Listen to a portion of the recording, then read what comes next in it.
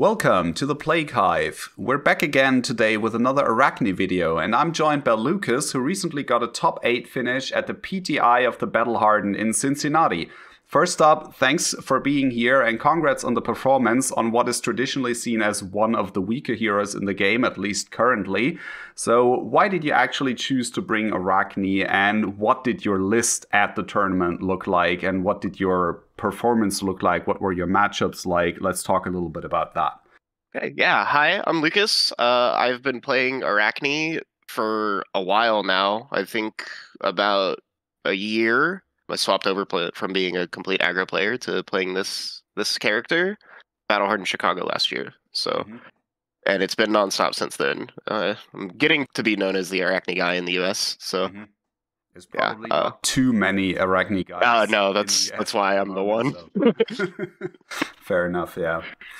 All right. So was it really just like you're not trying to like chase the meta or anything? You just, I want to play Arakni, so I'm bringing Arakni to basically every tournament you go to. That's kind of like your decision process. So I like Arakni a lot. A lot of people don't have very much experience in the matchup, so they don't know how to board. A lot of the time they board for fighting Azuri, and that's generally wrong. They are very different characters, and it's just like so natural for me to play this character at this point that and when you play a character that goes to time quite consistently, a lot of comfort is really necessary to play the character, so you can get your turns through quickly and actually finish games. It's kind of like the first thing that old him mains had to learn back in the day, right? Was like, okay, you really need to have your turns, your lines down, so that you don't go to time all the time, Yeah, but it's actually interesting that you mentioned that a lot of people board into Arakni like they would board into Azuri, because I've actually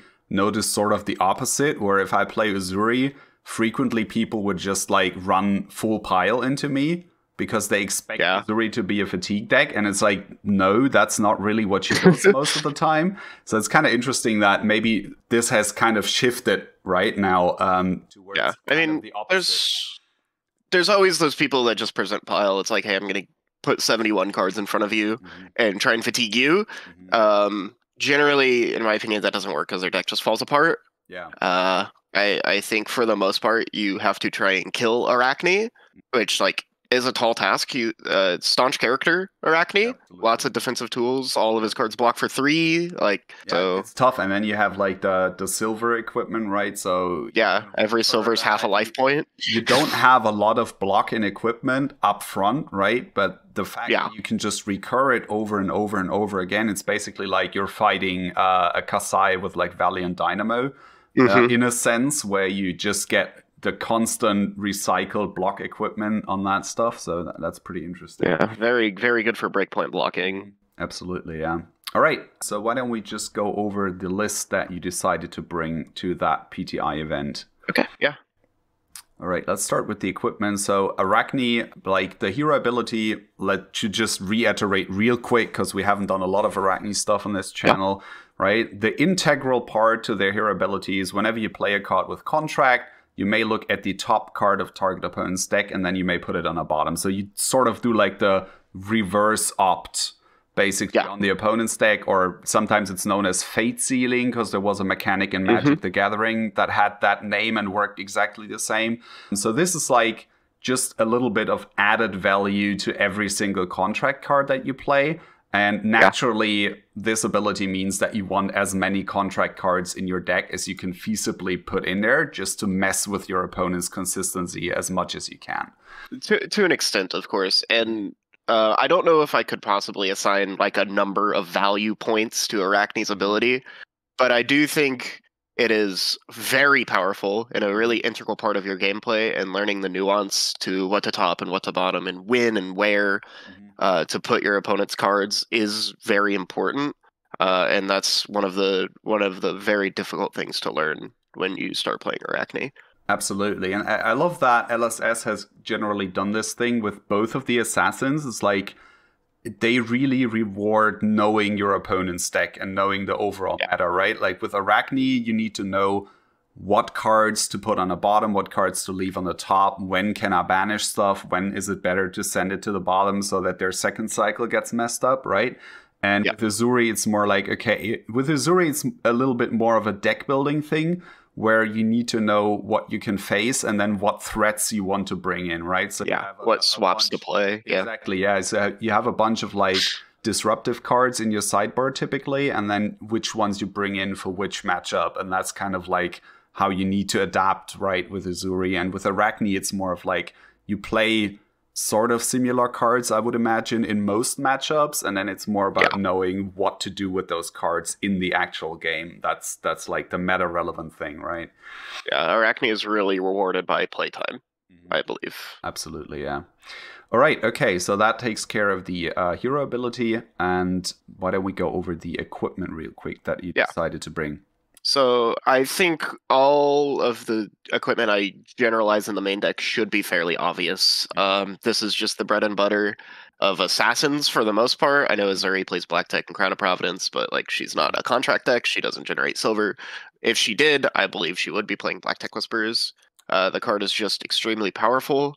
Arakni struggles with action point economy. He doesn't generate very many action points, and this card can give him many action points over the course of the game while gaining him life at the same time. It's just exceedingly powerful, and it helps you extend turns to keep tempo, which is very important because I think Arakni is a tempo deck before he's a fatigue deck. Okay. And the card's powerful, obviously, and I like it a lot. Yep. So there's actually, even in the non-contract versions of Uzuri, you run Black Tech Whispers sometimes into aggro decks for the most part, right? That makes sense. At the end of the day, if they never block, it's basically the same as Snapdragon Scalers. Yeah. It gives you an additional life, right? And you can cover up a breakpoint that way. So a lot of Uzuri decks run both. I have seen some decks that choose to discard the Black Tech Whisperers and just run Snapdragons only. But most lists have the Black Techs. And then occasionally you do end up getting 2 silver. You get to buy them back once into a Katsu or something, and it's great.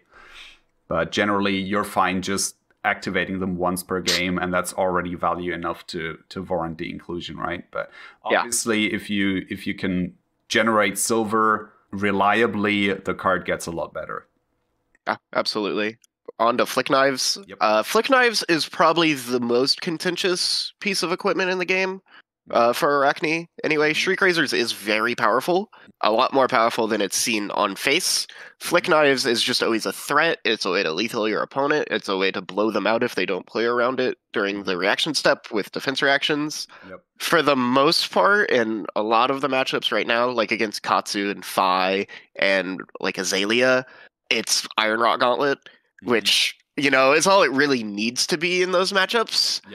But against the other decks, I'm thinking decks that like to block you, like Pistol Dash and Bravo and stuff. The card can be really, really integral to you winning the game. Whereas Shriek Razors doesn't really help out in those matchups currently, because Shriek Razors is very good against decks that like to block you exactly, like Katsu and Phi, which I think we have a favored matchup in currently. So I didn't really want to board more against them and make my equipment weaker. Okay, that's actually interesting, because I would have imagined that Shriek Razors would actually be good against Bravo or like a Brute or something, basically any deck that both likes to block and frequently blocks with attack actions, right? But the fact that you're right? They frequently don't block cleanly. So like, you attack with Leave No Witnesses for 4 and they give you 6, and Shriek Razors just sits there and you IP'd yourself. So like it doesn't really work. I liked Shriek Razors a lot when Lexi was still in the meta, because they like to block with 1 arrow Hornet Sting a lot, and you could just blow them out of the water. But I like Flick Knives right now. The damage is actually relevant because people get really, really hasty to block out when they're low on life against Assassin. So that damage can be super duper relevant, and you will end many games with no daggers in play. So yeah, I like Flick Knives a lot. It's a powerful card. Killing people with Flick Knives is definitely one of my most favorite things to do in the game. Oh, absolutely. It's so satisfying to just go like, you have 1 life left, I attack you, you're dead now. Yep. You don't kill me, I block with 3 cards. Yep. I kept an 0 for 2 blue contract card in my hand. You are dead. I don't care what it is. Like I've killed people with 0 for 1 stealth card. I've killed people with Regicide on the chain by throwing a knife at them. It's great. Yeah. All right. Tunic, I think we don't really need to talk a lot about Tunic. You don't. The card's so powerful. I will say the Tunic counter can get a little overloaded in this deck, where there's a lot of plays you want to make that involve your Tunic counter. Okay. Like, we'll get to the sideboarding later, but I play 2 Razor Reflexes. Going Dagger Command and Conquer off of 1 blue pitch and a Tunic counter is really powerful. Oasis Respite, not costing a card out of your hand to play it, is super duper powerful. There's just a ton of plays that require your Tunic counter. It is the most important card in your equipment suite, outside of maybe Spider's Bite. The card is just exceedingly powerful, and yeah, it doesn't really need very much introduction. Findle's Spring Tunic is very, very good. It's kind of sad. I wish that we could run Shroud, but we can't. It's currently just a card that is outside of Blitz, right? You can run it in Arakni Solitary Confinement in Blitz, and they're the cards. Yeah, because you have all of those spikes. The spikes are really powerful. They're so good. And you can't play them in CC. No, you can't. They're so good, but you can't play them in CC at all. Sad. They're so fun to play. I used to play OG Redline Uzuri, and that deck ran Spike of Bloodrot. It's 1 for 5 at reaction speed is so good. If you have Tunic up. And if you don't, it just sucks. It feels horrid, It's awful, All right, Mask of Perdition. Mask of Perdition. Be another bread and butter equipment in this deck. Yeah, it's pretty bread and butter. I mean, there's an argument for Crown of Providence. The card is powerful. You have bad arsenals sometimes. Generally, you just take an intellect penalty instead of arsenaling Blue Shred, but Mask of Perdition, every time you crack it, it pays for itself. So you block with it for 1, you go to your turn, you attack with Annihilate the Arm. They don't block because why would they? And then you Mask Perdition, you make 2 silver, you go to your next turn, you buy it back. It's excellent. It's battle worn, so you can block like 0 to 60s T-bones and stuff with it against dash. Card's just great. It's powerful. Play the card. It's so good. Yep. It's also hideously expensive in cold foil for some reason. Yes, that one did hurt my wallet a little bit, but I still haven't picked one up. I keep meaning to, and then I'm like, it's a Majestic. Why is this thing like 150? Doesn't make it just no. Yeah, and it's for an unplayable character. Yeah. So currently. We'll get to that. We'll get to that. Yeah. Okay, and then finally we have our shinies. Our daggers. Starting with the Nerf Scalpel. You already mentioned, obviously, like the old Flick Knives interaction. Yeah. And anyone who's ever played Assassin is familiar with that, right? Where you can flick in response to a D-React to lower the D-React and then actually get your on-hit through, which I think is probably more relevant for Arakni than it is for Uzuri in some ways. Yeah, forcing through like a surgical is so powerful. That card hits a lot more in Arakni than it ever has in Uzuri for me. Yeah, like it's Uzuri, really powerful. It's mostly blue, to be honest. Right? Yeah, it's just a blue. Sometimes it's a swap target, like at the end of the game. Yeah. But Nerf Scalpel, I think it's necessary to play if you play Flick Knives. That's really it. If I was playing Shriek Razors, this would probably be Orbitoclast or Scale Peeler. Okay. That's where I stand. Makes sense. Yeah, no. Like the interaction with Flick Knives is just too. It's so powerful. Yeah. All right, and then Spider's Bite as the last one. It's just necessary. Attack action cards are the most commonly card played in Flesh and Blood, and reducing a lot of them from 3 to 2 makes your opponent's blocks way worse on something like a Command and Conquer. Yep. So. Absolutely. Yeah, it's just necessary. Needing 3 instead of 2 cards to actually clean block something is devastating sometimes. So. Yeah, and people do like to overblock on things like Leave No Witnesses and stuff. So, you attack with Spider's Bite, you attack with Leave No Witnesses. They give you 3 cards anyway, and you just move on with your life. You go, all right, well, you spent 3 cards for my 1 card, and I'll pass the turn. Yep, and then I win because I fatigue you. Yeah, that's good. All right, before we go into the actual deck, maybe we go over the sideboard pieces that you have, like equipment sideboard pieces, right? So we just there's only 2. So we only have Null Gloves and Orbitoclast, and that's it. Okay. Yeah. I'm guessing your plan into Kano is just die. Not Yeah. bother? Okay. It's die, really. Yeah, okay. That's fair. I think the matchup is fairly playable if you're on AB3 and have Oasis, and you just play like semi-aggressively while you're above 30 health, and then when you go below 30 health, you kind of play your one card, hold cards, and hand plays. Yeah, you just kind of turtle up. The Northern Gloves is basically because I didn't want to lose to what I think the 2 worst decks in the game are right now, Viserai and Vince, because that would be embarrassing, and I didn't want to lose to those decks. Yeah, understand. Right, and you run 16 blues, okay, right. Yeah. And a bunch of yellow. Yeah, a lot of yellows. Orbido was because I wanted to play Concealed Blade, and I didn't have a dagger to re-equip yet, so I had to put a dagger in my inventory. And I don't like Scale Peeler that much, so we landed on Orbitoclast. Okay, that's fair. What was that like? Did that actually come up? Was that relevant, or I re-equipped one time in the event.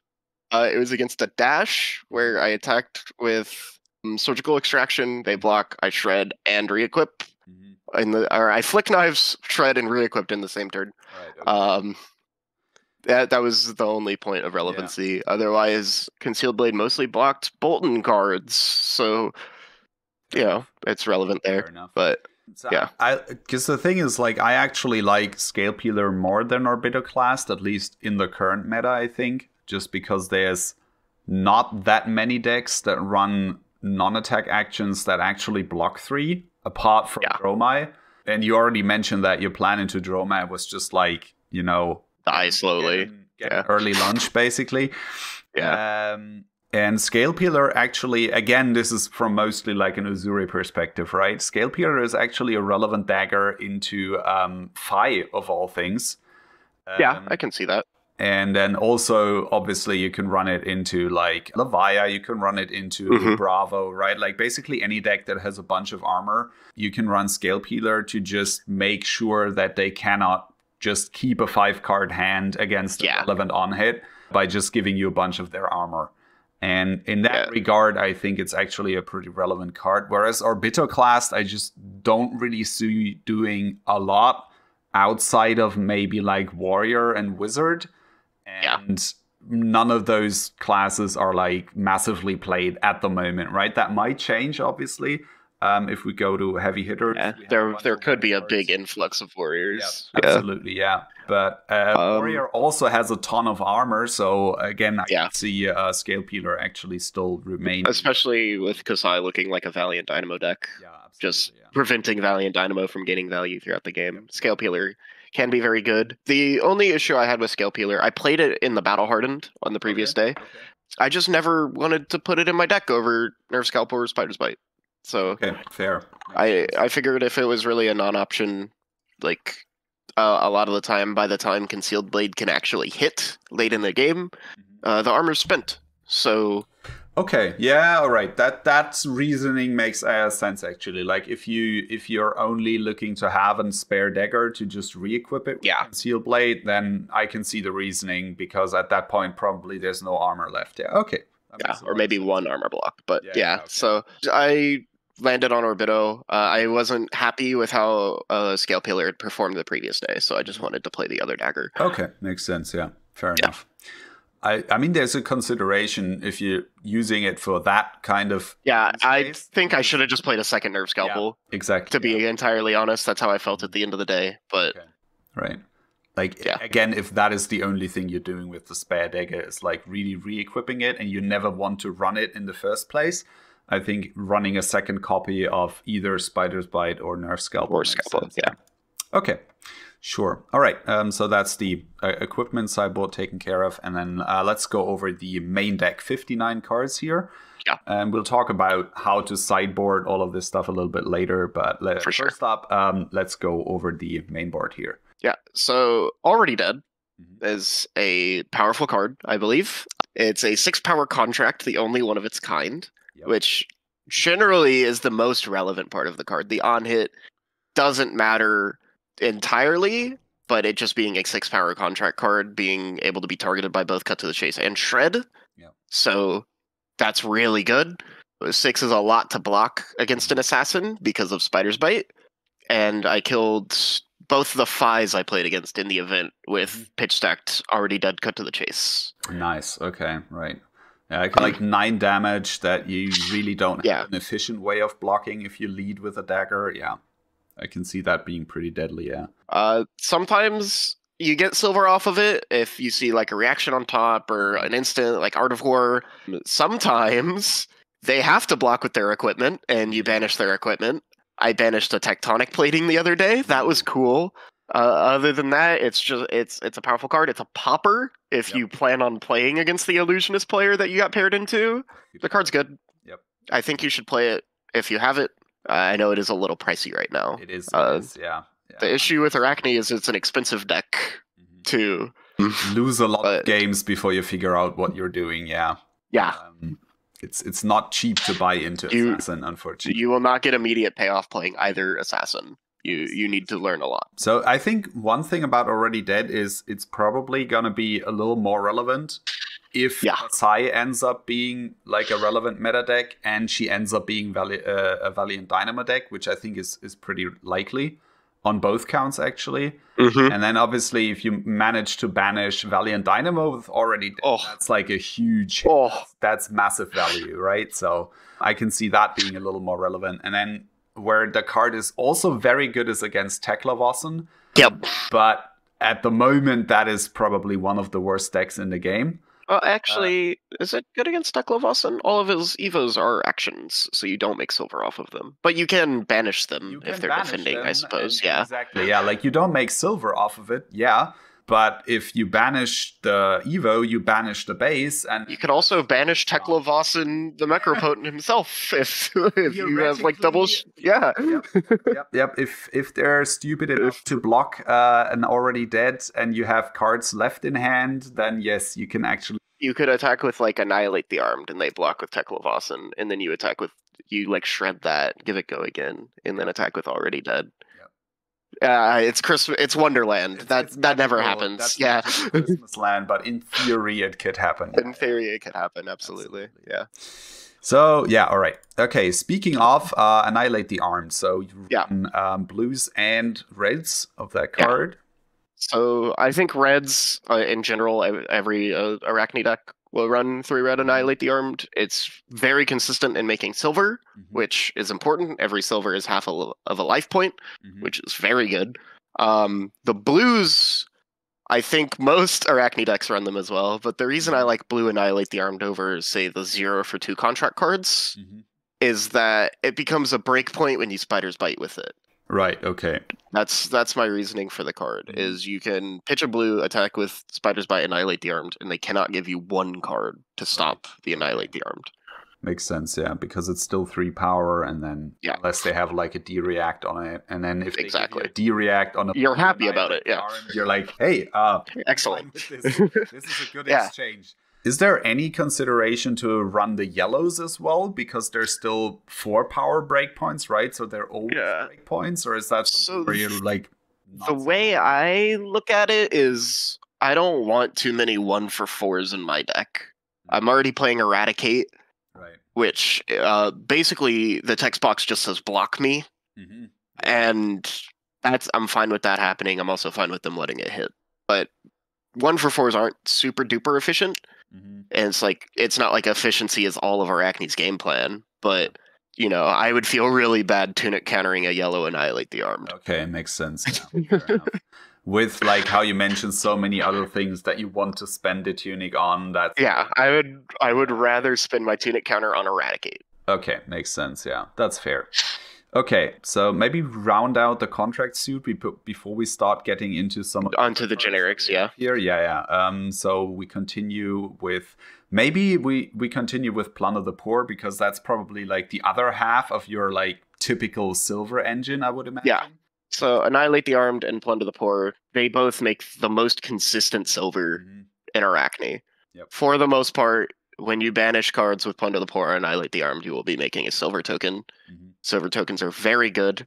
They're breakpoints. The reason I play blues in the case of Plunder the Poor is because you do just have to have a few 0-cost blue attacks in your deck.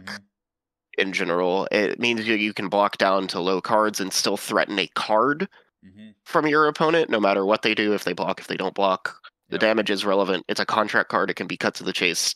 But you just need a large amount of 0-cost attacks for the end game with Flick Knives and with Shreds.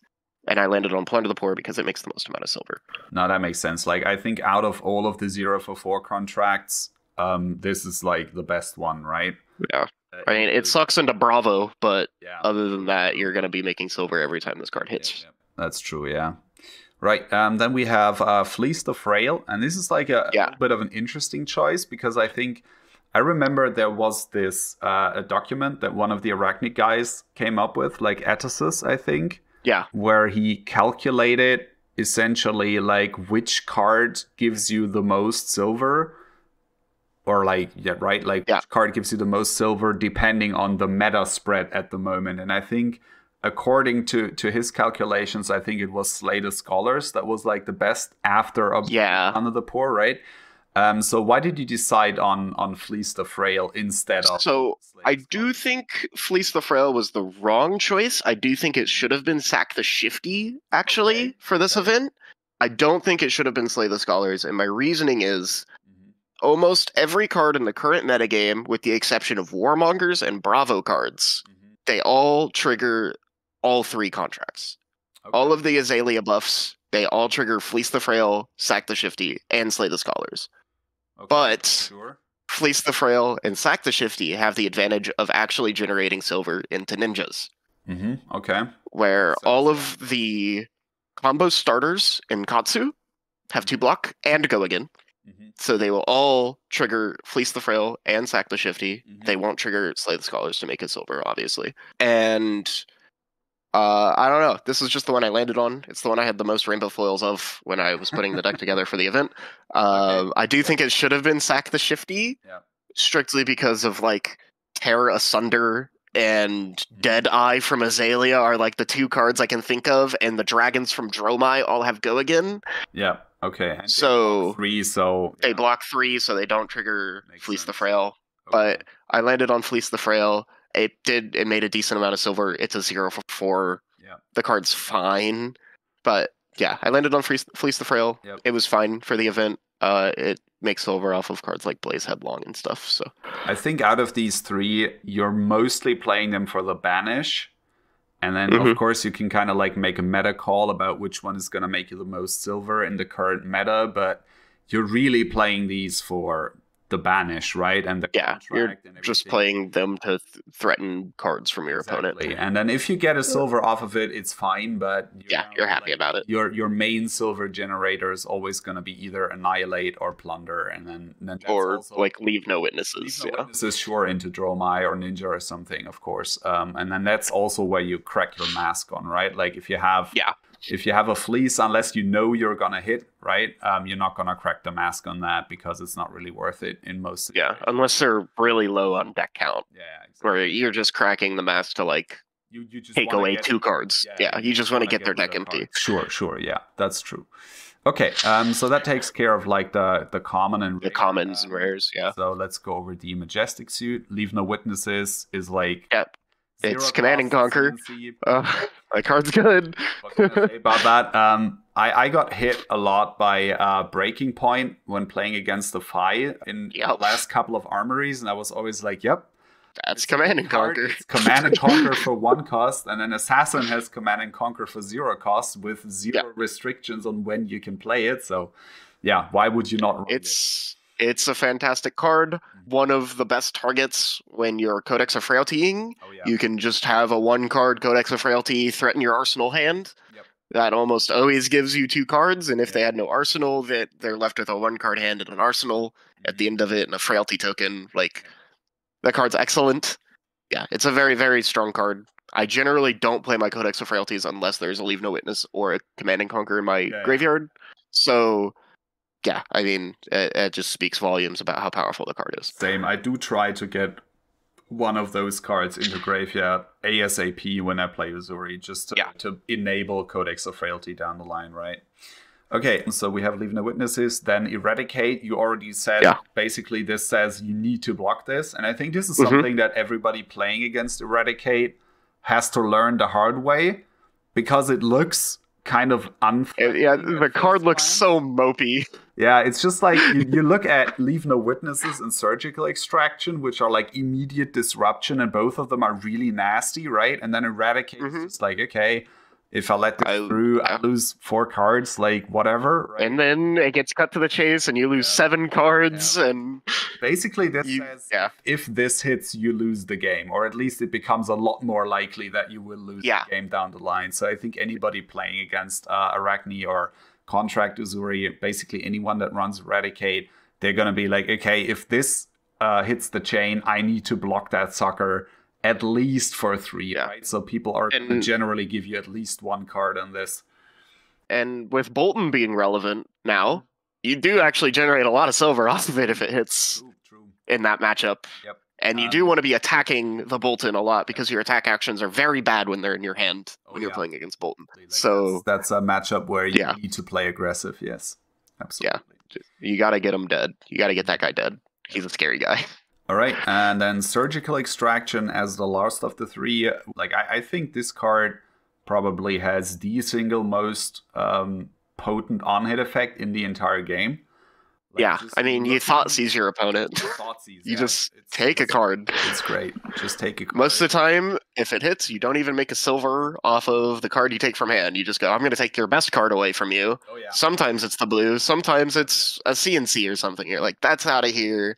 A card gets blocked a lot, but it is in your deck a lot at the end of the game because it is a blue. So you pitch it. And then you get to these very awkward points where your opponent has no deck and they're on their last hand, and you attack with Surgical Extraction, and they can't win. Whatever decision they make is wrong. And from that point on, the game is fairly over. Yeah, the card is very powerful. Obviously, it's, you know, the second best assassin majestic attack. Yep. That makes sense. Yeah. After Leave No Witnesses. Yeah. After Leave No Witnesses, yeah. Okay, so that's all of the contracts in the deck. And then why don't we take this, like, the second best Assassin Majestic? Why don't we talk about the worst Assassin Majestic attack? Whoa. I mean, sorry. Like, but actually... No, you're probably right, yeah. If I had to think, probably, sadly, it is. Like, I mean, I think the only other contender for it would probably be Infiltrate. Ooh, yeah, that card's bad. And I like Infiltrate is bad, and it doesn't really have. It's not a blue. Like, it's not blue, but I don't know. Like, it also doesn't lose you the game when you play it, right? So, I mean, sometimes Regicide wins you the game when you play it. Fair. It's a toss-up. So, like, all jokes aside, right? Like, I know a lot of Arakni decks are actually just not playing Regicide because most of the time just playing any other blue block 3. Like, literally, Titanium Bauble is just better. So did you just run this for style points, or was that like an actual decision behind it? In general, I think it is very reasonable to just play Regicide in your deck. It's a blue block 3, and against a lot of decks that you're hitting against, it is just unblockable at the end of game. So, you know, 4th, 5th cycle, the card is unblockable. And... Drobai is unwinnable, so, like, I don't know, maybe you just drop a hand with 4 shreds in it, and and you go for it. I don't know, man. Like, but I think Regicide's just fine. It can be Titanium Bauble. It could be the 3rd blue shred that I'm not playing. It could be Concealed Blade. I think it's a fine card to play. Maybe if Bolton continues to be relevant, you cut it because it's an attack action. You cut it for another reaction. But I think the card is reasonable to play or not play. I don't think it really matters. It's just the 16th blue in my mind. Okay, makes sense. Yeah, fair enough. Like, it does have a decent floor as a blue block 3, right? Yeah, and sometimes you kill a dash that's at 3 life because they were boosting into you for some reason. That's fair. I get it. Yeah, makes sense. That's legit. Yeah. All right, so that takes care of the pure assassin cards in here, except for the reactions. So maybe we go over those next. So we have Cut to the Chase. This card's powerful. Makes sense. It buffs contracts. Half your deck is contracts. Strong. Contracts are breakpoints, so you go up to 7 with this. Yeah. How often Or up to 9. Yep, or up to 9, sure, in case of already dead. Yep. How valuable would you say like the second line of text on it is? Like getting to do your hero ability again, basically. It depends. Half the time you're topping the card if you have a cut to the chase, because you want to banish the card. The other half of the time you're hunting for a card to banish. So it lets you dig an additional card deep, looking for what you're looking for, whether it's a power card or just like the actual silver you want to get. Right. But for the most part, it's a 0 for 3 at reaction speed that blocks for 3, which is above rate in my opinion. Yep. So that card's super powerful. It's basically like Iron Song response that you can play regardless of whether your opponent blocks or not. And then it has like additional text on it, right? Yeah, like I think Cut to the Chase is a powerful card, and it's especially powerful with Eradicate in your deck. Oh, yeah. I think if you play Eradicate, you have to play Cut to the Chase in your deck. No exceptions. No, I agree. That's absolutely true. Yeah. Is there a consideration to run more than the reds, or would you say like the blues are just kind of... The blues, in my opinion, are the same as Concealed Blade. But Concealed Blade, if you're playing something like Death Touch, can target that. It can target Regicide. Woo! True.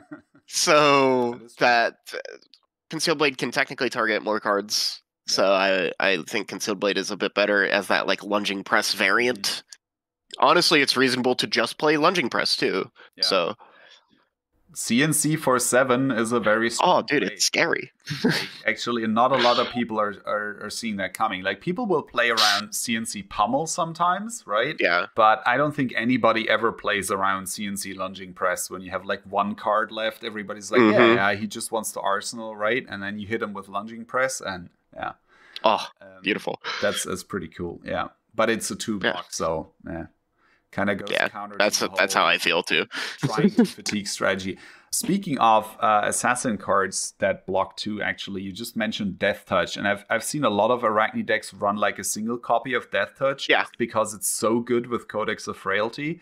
You decided not to, at least in this deck, and there's also none in the inventory over here. So what's the reasoning behind that? Just like it blocks 2, you don't want that, or? It's not necessarily it blocks 2, and I don't want that. I have played Death Touch previously. I was on 2 Death Touches even, just to more consistently get it in my graveyard for Codex of Frailty. Yep.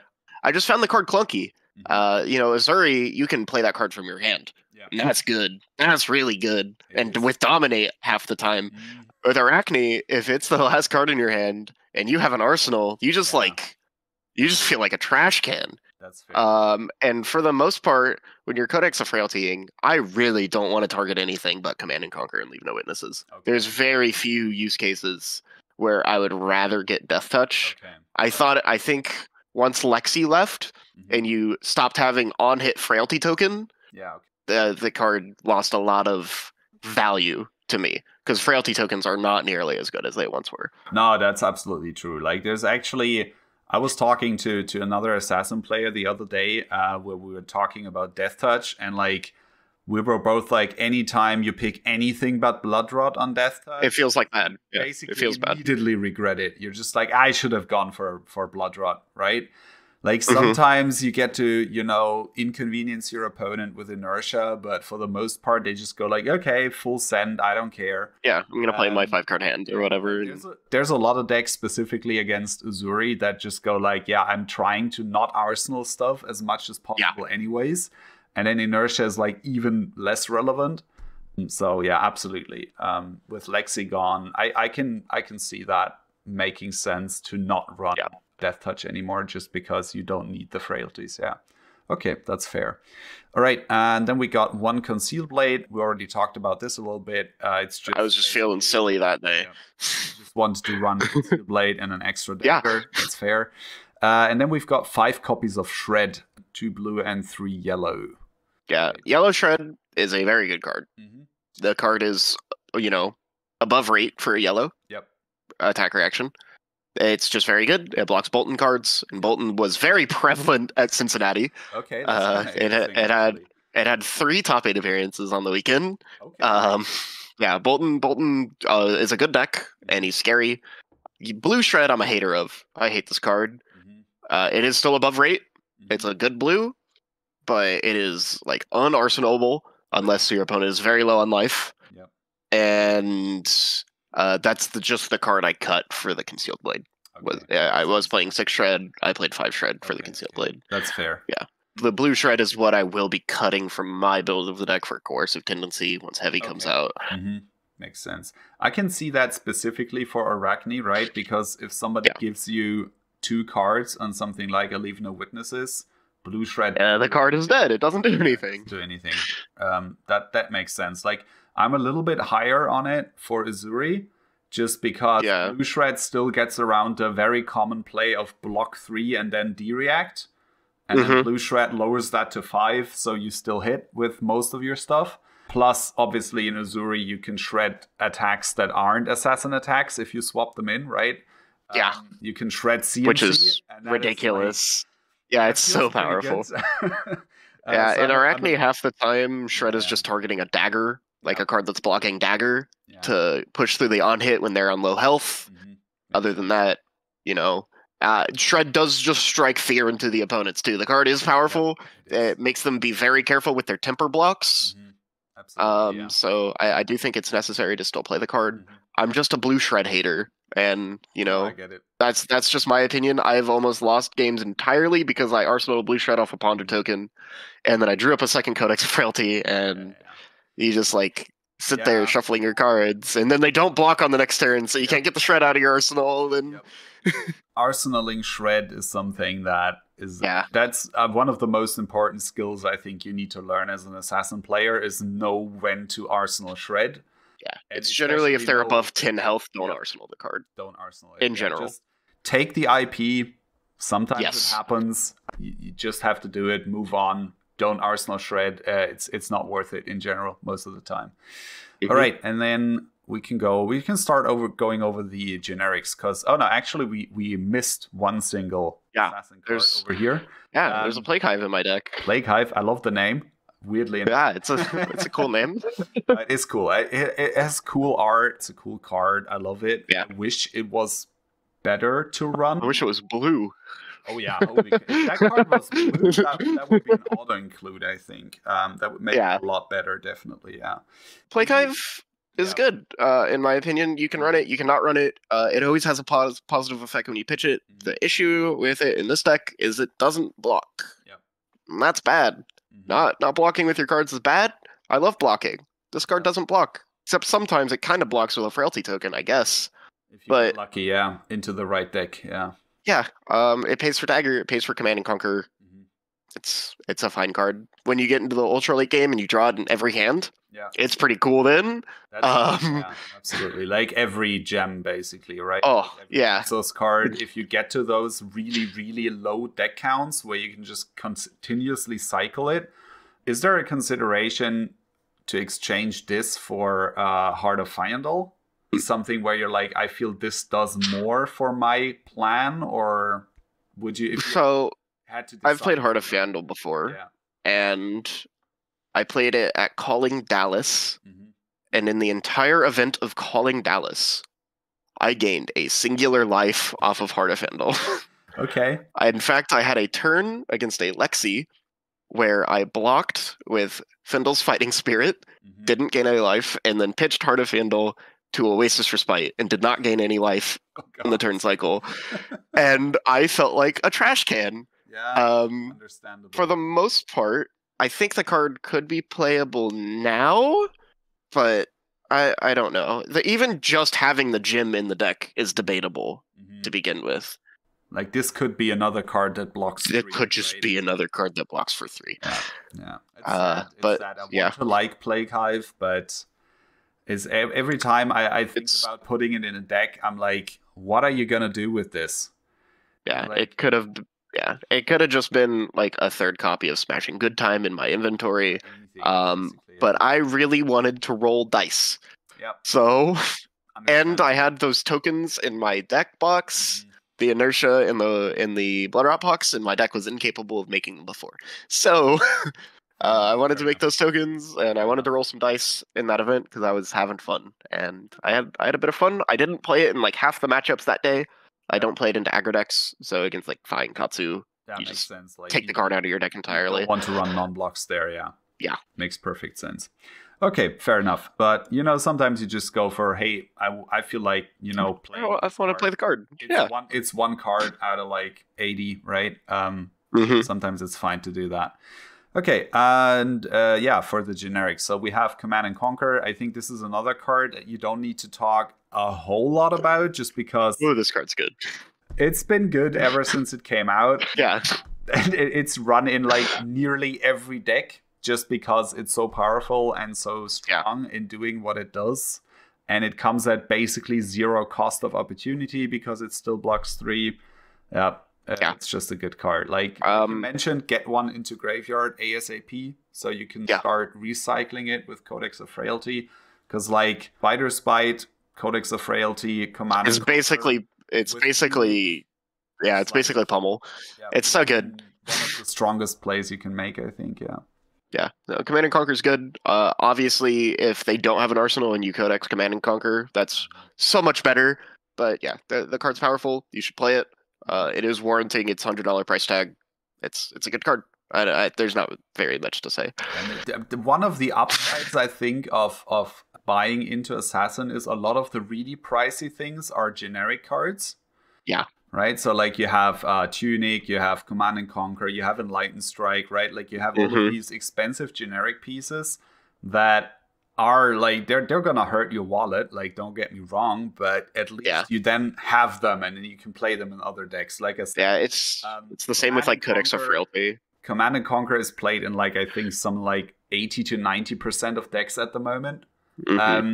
Like, Tunic is played in, I would say, maybe half the decks at the moment, at least, in the inventory in a lot of decks. Enlightened Strike is played in a lot of decks, right? So you just have these Warmonger's Diplomacies played in decks right now for some reason. I hate that card. I refuse to buy that card. Honestly, I will evaluate decks that I want to play based on whether or not they run Warmonger's Diplomacy. I guess I didn't convince you then. Fair enough. I can see it in Arakni. I cannot see it in Uzuri, for example. Oh, absolutely not. I don't think it's terrible in Uzuri. But for Arakni, makes sense. Yeah. Right, okay, so Command and Conquer. Yeah, since we're speaking about it, Warmonger's Diplomacy, why not? So what's the ideal use case here? Obviously, it's the ideal use case is IP5ing your Azalea opponent. Right. That's where it wants to be, is Time Walk. Obviously, it's not always Time Walk, but the opportunity to just sometimes your Azalea arsenal's a buff and doesn't have a Rabble or an E-Strike in hand, and you just play the card on your 1-card hand, and they pass right back. Yep. That's a tempo shift in the game. It's really strong. It also has use cases against Bolton. It is not an attack action, so you can freely block with it, like their Bolt of Courage or something, and then they won't have Go Again if they don't have Snapdragon Scalers. They can't use Lumina Ascension if you play it, even if it's an instant. So the card has its use cases. In the deck, in the matchups where it doesn't have its use cases, just block with it, get it out of your cycle. Yeah. It's a blue block 3. It's a blue block 3. The opportunity cost is so low. Yeah, very low, yeah. Strong. Yeah, fair enough. Yeah, I remember it's a strong card. I remember doing a video with Sebastian Kleiner, the guy who got second at the Antwerp. Yeah. The video I recorded with him was like just before the release of Dusk Till Dawn, right? So we knew we were getting Warmonger's Diplomacy, but it wasn't actually out yet. And we were like speculating a little bit about different cards and how they would slot or maybe not slot into Uzuri, right? And we were like, Warmonger's, like, it's a multiplayer card. It's for UPF, right? Probably not gonna be super relevant. Boy, did I feel like an idiot like a couple weeks later. So yeah, currently sitting at, I don't know, like 60 euros, I think, over here. Yeah, the card's good. Kind of ridiculous, but yeah, fair enough. Worth the inclusion if you're playing Arakni, yeah, absolutely. And again, once you buy it, you have it for other decks, but yeah. All right, then another pricey common or generic card, Enlightened Strike. I'm assuming this is less. I mean, sometimes I guess with Arakni, you also have these situations where you just kind of destroy your opponent's arsenal with like a Codex CNC play, and their turn is they just like pass back. Arsenal pass. And then E-Strike is one of the few ways you can really punish that, right? that is in the deck because you have basically no other extenders? I think for the most part, fatigue decks should have a way to counter your opponent doing nothing. A lot of fatigue decks, they have 5-card hands sometimes, and then they do nothing. E-Strike is a really good way to do something with your 5-card hand, as well as it being a good 2-card hand. You know, E-Strike for 7, powerful. 7's a big number. But 5 go again into a 0 for 4 contract. I did draw a card one time this past event. I had a Razor Reflex in my hand, so I went 5 draw a card, Razor Reflex off of a Tunic counter. That's also nice. It is also really relevant for some matchups where you have to kill your opponent. There are some matchups where you cannot fatigue them, like Bravo or Dash. You have to kill them. You have to kill them. It is not a fatigue deck in those matchups. You are an aggro deck. You have to act like an aggro deck. You have to say no blocks a lot. And E-Strike is a very good way to say no blocks and have a relevant turn that's going to pressure your opponent's life total and hand. So I think you should play Enlightened Strike. That card is good. It remains good. Just the flexibility. And then it blocks 3. Like, what are we losing? I really think this is like, we're never going to see cards like Enlightened Strike and Command and Conquer. Oh, no. I think. They're too ubiquitous. They're too strong at too low of a cost, right? Like, I think if we ever see a card that is remotely as good as these cards, it's going to block 2. If it's a generic, obviously, right? Like, if it's a class card, talent card, something, that's a different story. But I think if it's a generic, we're never going to see, like, 3 block generics that have this good of a text on them. This powerful text box. I think that's never gonna happen again. They kind of learned their lesson, but I think it's fine to still have these in the game. I'm not a big fan of how they sort of act as kind of a barrier to entry into the game, right? Where it's like, if you want to play the game seriously, you kind of have to get these expensive generics, and then there's currently not a lot of reprints for them, so they're still kind of pricey. I wouldn't be surprised to see a lot of expansion slot appearances by E-Strike, CNC, Warmonger's Diplomacy. We already saw one from Tunic. So I wouldn't be surprised to see stuff like that coming out in that expansion slot. I mean, the expansion slot did a lot to reduce Tunic's price. Like, I'm pretty sure that expansion slot Tunics are like $60.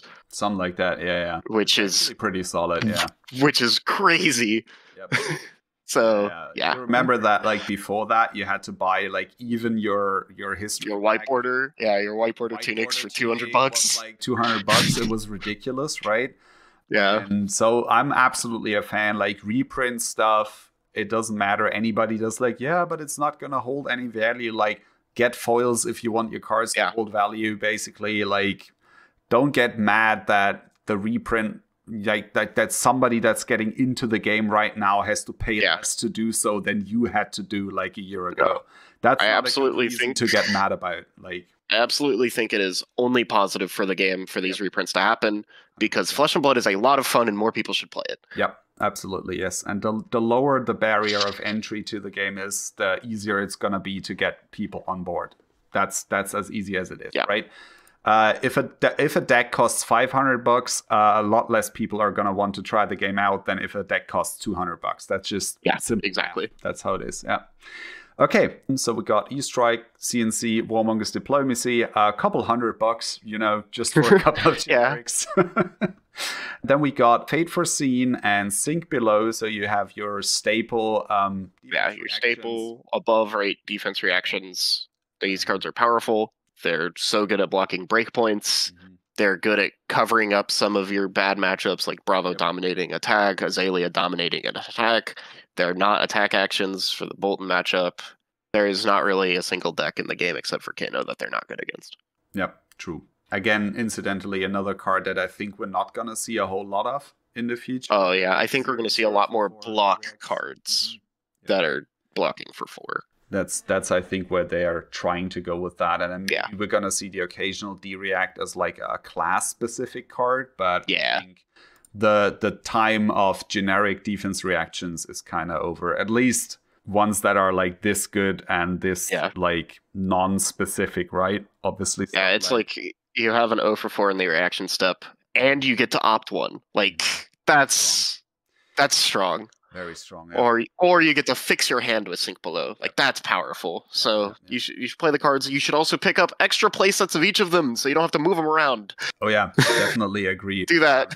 Do that before they get pricey, right? Like now you can get like non-foil Sink Belows for cents still, but I think that's going to change at some point just because every deck is going to want to run those.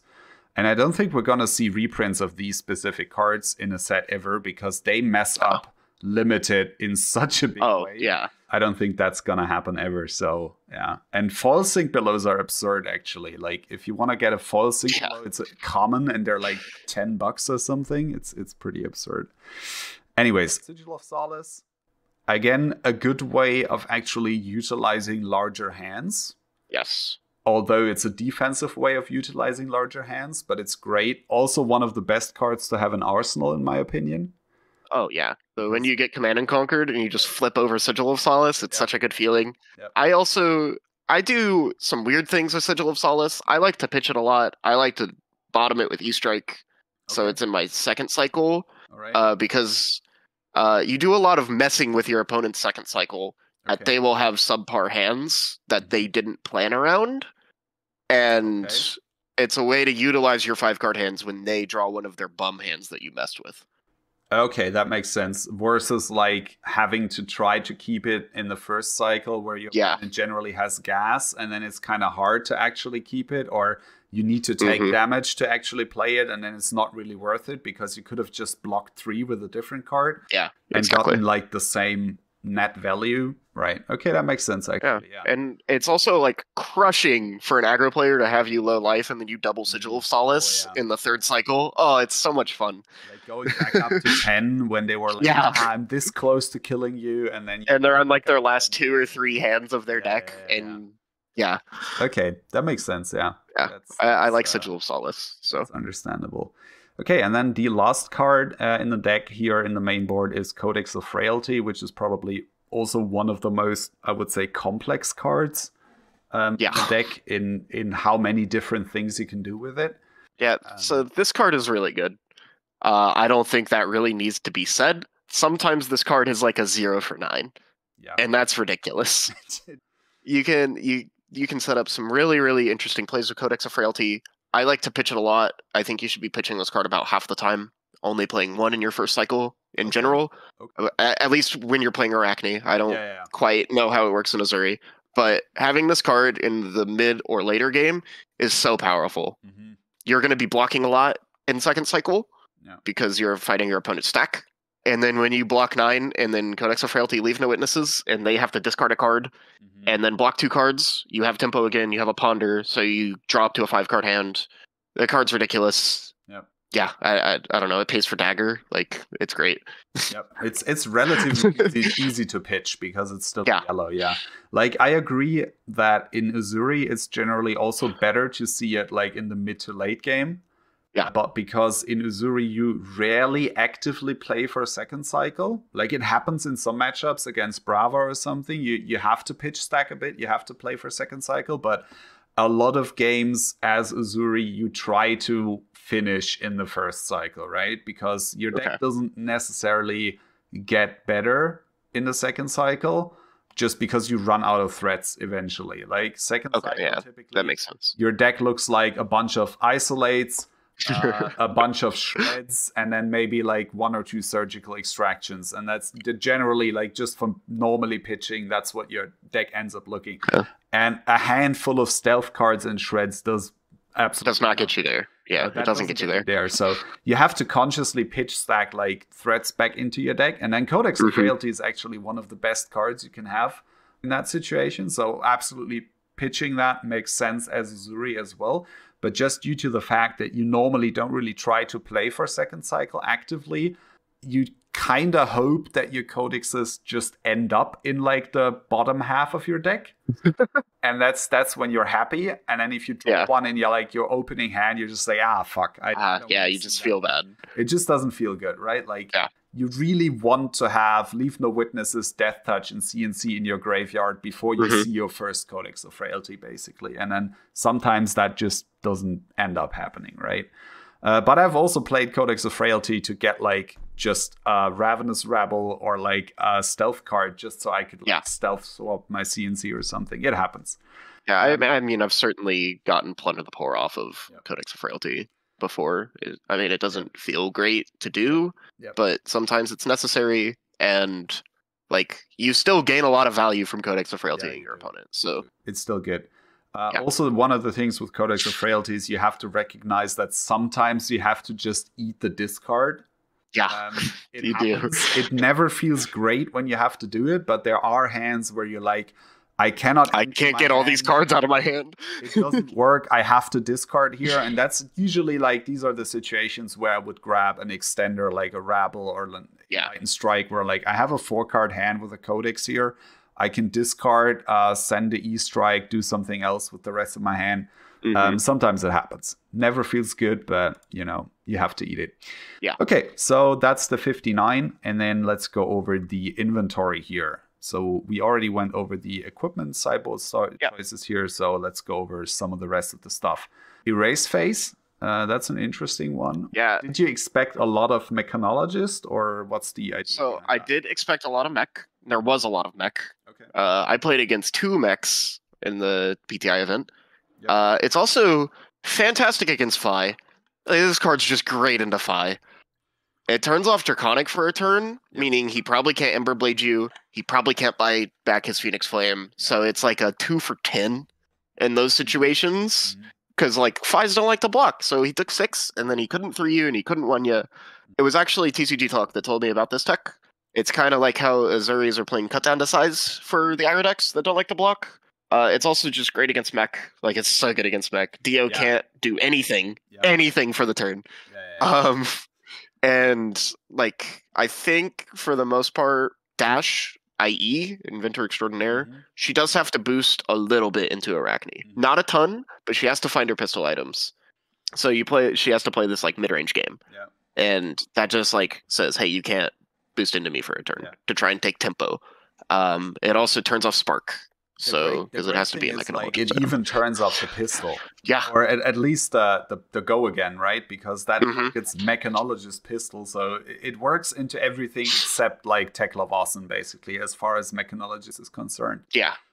The card's powerful. I do like the card a lot. Yeah, it's one of the better non-CNC generic disruptive cards, I would say. Yeah. Probably actually it's like the best one out of the 3.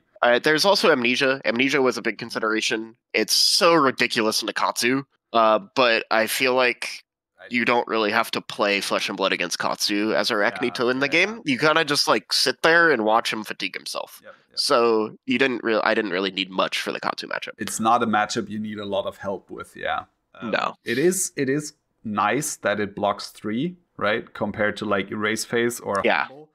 I feel like that's like the trio basically of non-CNC 2-for-6s. Non-CNC 2-for-6s that have disruption on them. It's like Humble, Erase Phase, Amnesia, and then you kind of need to decide which ones you want. And I feel like Erase Phase is probably the best of the 3 in terms of hitting a lot of different decks, basically. And then Amnesia and Humble are a little more specific in what decks they hit. And then sometimes there's a little bit of overlap between them, right? Where into Fi, all 3 of them do sort of the same thing. And Erase Phase is just a little bit better than the other 2. The card treated me very well. I would play it again. I wouldn't swap it out for any of the other attacks. Makes sense. I don't think. It's also a popper. It turns off Jeremiah from being Draconic for a turn, I guess. Which is, nothing. It stops Bolton from charging light cards. Don't board in Erase Phase against Bolton, though. That's true. You don't want a 2-block attack. You don't want a 2-block attack in your deck. That's like basically you're giving him value if you block. Like interesting. All right, then we've got Oasis Respite. So you already said that Kano is basically like an auto loss. So you just value the 1-for-4 enough that you still run this, even though you don't care about Kano. Okay. So this card is very good into Azalea and Bravo. Okay. and Azuri. Most of the time it's a 1-for-5. I play it into the aggro decks as well to make it a 1-for-5. Right. Because your Tunic can't be utilized very aggressively into those matchups in general, because you're blocking a lot. Yeah. So you don't have a lot of like 2-3 card hands to utilize your Tunic aggressively with. Okay. So you get to spend your Tunic on Oasis Respite, and Oasis Respite off a Tunic counter is so good. Oh yeah, it's so good. Like, one of the reasons I've cut it from my decks is because every single time I draw aces, it's right after I use my Tunic. Right after you use your Tunic. Like, use Tunic, draw back up, there's the aces. Like, without it's awful. Yeah. But yeah, I recognize that in a vacuum, it's a great card, right? So yeah. The card is powerful. All right, so then we have Razor Reflex, which I assume is also one of the tools that you bring in if you want to utilize large hands, like for the matchups where you have to kill your opponent, right? Exactly. So this card is very good into Bravo. It's very good into Dash. Anything that's going to give you additional action points in those matchups, so you can just pack on the pressure, is going to be very good. It's also like... I don't know what to say. It's so good. You can raise a reflex like a Leave No Witnesses into a Codex of Frailty into Leave No Witnesses. I did that once. So like I took their arsenal and then I gave them an arsenal back and I took their arsenal again, and the card's powerful. Obviously, we're not going to see any other cards like Razor Reflex printed again, I don't think. No. We already saw what a Razor Reflex reprint would look like, right? Yeah, Short and Sharp is quite a card. Yes, it is. It's definitely one of the cards of all time. One of the cards of all time. Definitely, yeah. No, and also for Arakni specifically, I think Razor Reflex is cool because contracts stack, right? Like, you can, if you have several contracts active on the chain, you get silver off all of them, basically. So yeah, you have so Leave No Witnesses and Plunder the Poor, and then you banish a red 0 or 1 cost, you get 2 silver off of that. So yes, exactly. Going wide with Arakni can be quite rewarding, even though it's kind of hard to actually do it reliably. But again, that might change. Yeah, with coercive tendency will change some things, I think. Definitely, yeah. Okay, so it makes sense having this in the sideboard for matchups where you just need to go on the aggression, right? Smashing Good Time, another one that also enables slightly more aggressive plays. Yes. Again, I'm assuming you were expecting a lot of mech, so this card makes sense. Yeah. Like, Nimblism or maybe like a Come to Fight. Yeah. I do like Come to Fight a lot. I think that card is criminally underplayed. Yep. Smashing Good Time is very good. I played against 2 mechs. I played against a Bolton. I do board it in the Bolton matchup to try and kill Spirit. Oh, true. You can actually kill Spirit with this, yeah. Yeah. And the reasoning for that is because one of the ways that Bolton can kill you, because in general you just fatigue Bolton out unless he has a lot of very powerful turns, is a V Lumina turn. Okay, yeah. V Lumina will kill you almost every time, unless you just have like 5 D reacts. Okay, yeah, makes sense. And Smashing Good Time is like, most of the time it doesn't kill the item, but it really does just give you tempo back. You play it, and then you go, hey, Ash, you have to block this turn. Yeah, okay. And you're not going to keep any cards at the end of it. I did have one very powerful turn against the second Dash I played against, where I utilized a full 5-card hand, and I had a Smashing Good Time in my arsenal. I went Enlighten Strike for go again, attack with Spider's Bite, play Smashing Good Time from arsenal, play Codex of Frailty for Command and Conquer, Command and Conquer for 9, and you're under Spider's Bite. You don't have armor block. And that turn kind of cemented me playing Smashing Good Time. Before I was playing Warhorn when Icelander was still around. Thankfully, I can take Warhorn and Remembrances out of my deck now. I think Smashing Good Time is a good replacement, and I think it is a healthy way to balance items and decks that can destroy items. I like the card a lot. Okay, and then finally we have Unmovable here, which I assume is for like Azalea, Bravo, and that's probably basically it. Or do you? I boarded in against the Brutes as well. Okay, makes sense. Yeah, fair it's enough. Just like a 1-card way to answer a swing big, which is one of the ways they take tempo away from you. Is just like 2-card 8, so you just 2-card 8 back. You know. And you get a Quicken token for you. And you get a Quicken token, which means you can extend with your contract cards. So I like Unmovable a lot. I played against Azuri as well because my plan is to fatigue Azuri in general. Okay, makes sense. Yeah. It's just to like eliminate all their threats, and unmovable is a very good way to just not get shocked down at all. Absolutely, yeah. Like, I mean, this answers like so many things basically, where Yeah. you don't care about flick knives, right? You don't care about the nerf scalpel. You don't even care about blue shred with this a lot of the time. So yeah, strong card. I can see that. Yeah. Makes sense. The card's good, and it does get a little awkward because the blue count is a little low for it. Yeah, okay. So you do have to be careful. I tweeted a few days ago, and so after I top 8'd, I tweeted play Arakni, he's fun. And then a couple days ago on Monday, I tweeted, or I guess about a week ago now, I tweeted don't play Arakni with a picture, and my hand was Razor Reflex Unmovable Plague Hive already dead. And I was being attacked for 6 by a Fendal's Fighting Spirit. I was Yep. I mean, so this deck can produce some of the silliest hands ever. Yeah. Definitely. Like, Assassin generally has this tendency to sometimes give you hands that just do absolutely nothing. Oh, yeah. And you're just like, what am I supposed to do with this now? But for the most part, it works, yeah. But yeah, it's weird because Assassin is generally very consistent, both of them. But then occasionally you just get these hands where you're just like, okay, all right, I guess it's one of these days. Yeah. It happens, yeah. And yeah, but the card is very powerful. Like, just one carding a Crippling Crush is so good, and yeah, it's so strong. All right. Okay, so that takes care of the deck. So maybe we talk a little bit about sideboarding. Like, what's your strategy with this? Like, do you actually remove cards from the 59? Sometimes. Sometimes, okay. So I would imagine like Plague Hive probably. Plague Hive comes out a lot. Okay. I shave sigils sometimes, like against Katsu. In general, everything stays in. I mean, you cut the defense reactions against Kano. Sure. Yeah. And you kind of pray. But for the most part, your deck is going to look at like 65 to 67 cards.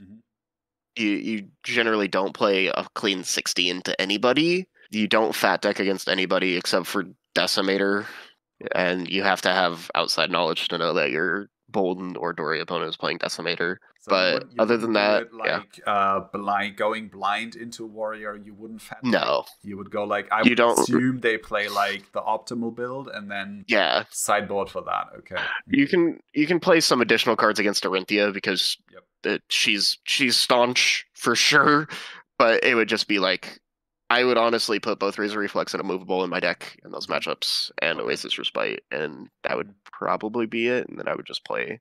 Okay. Yeah. Makes sense, yeah.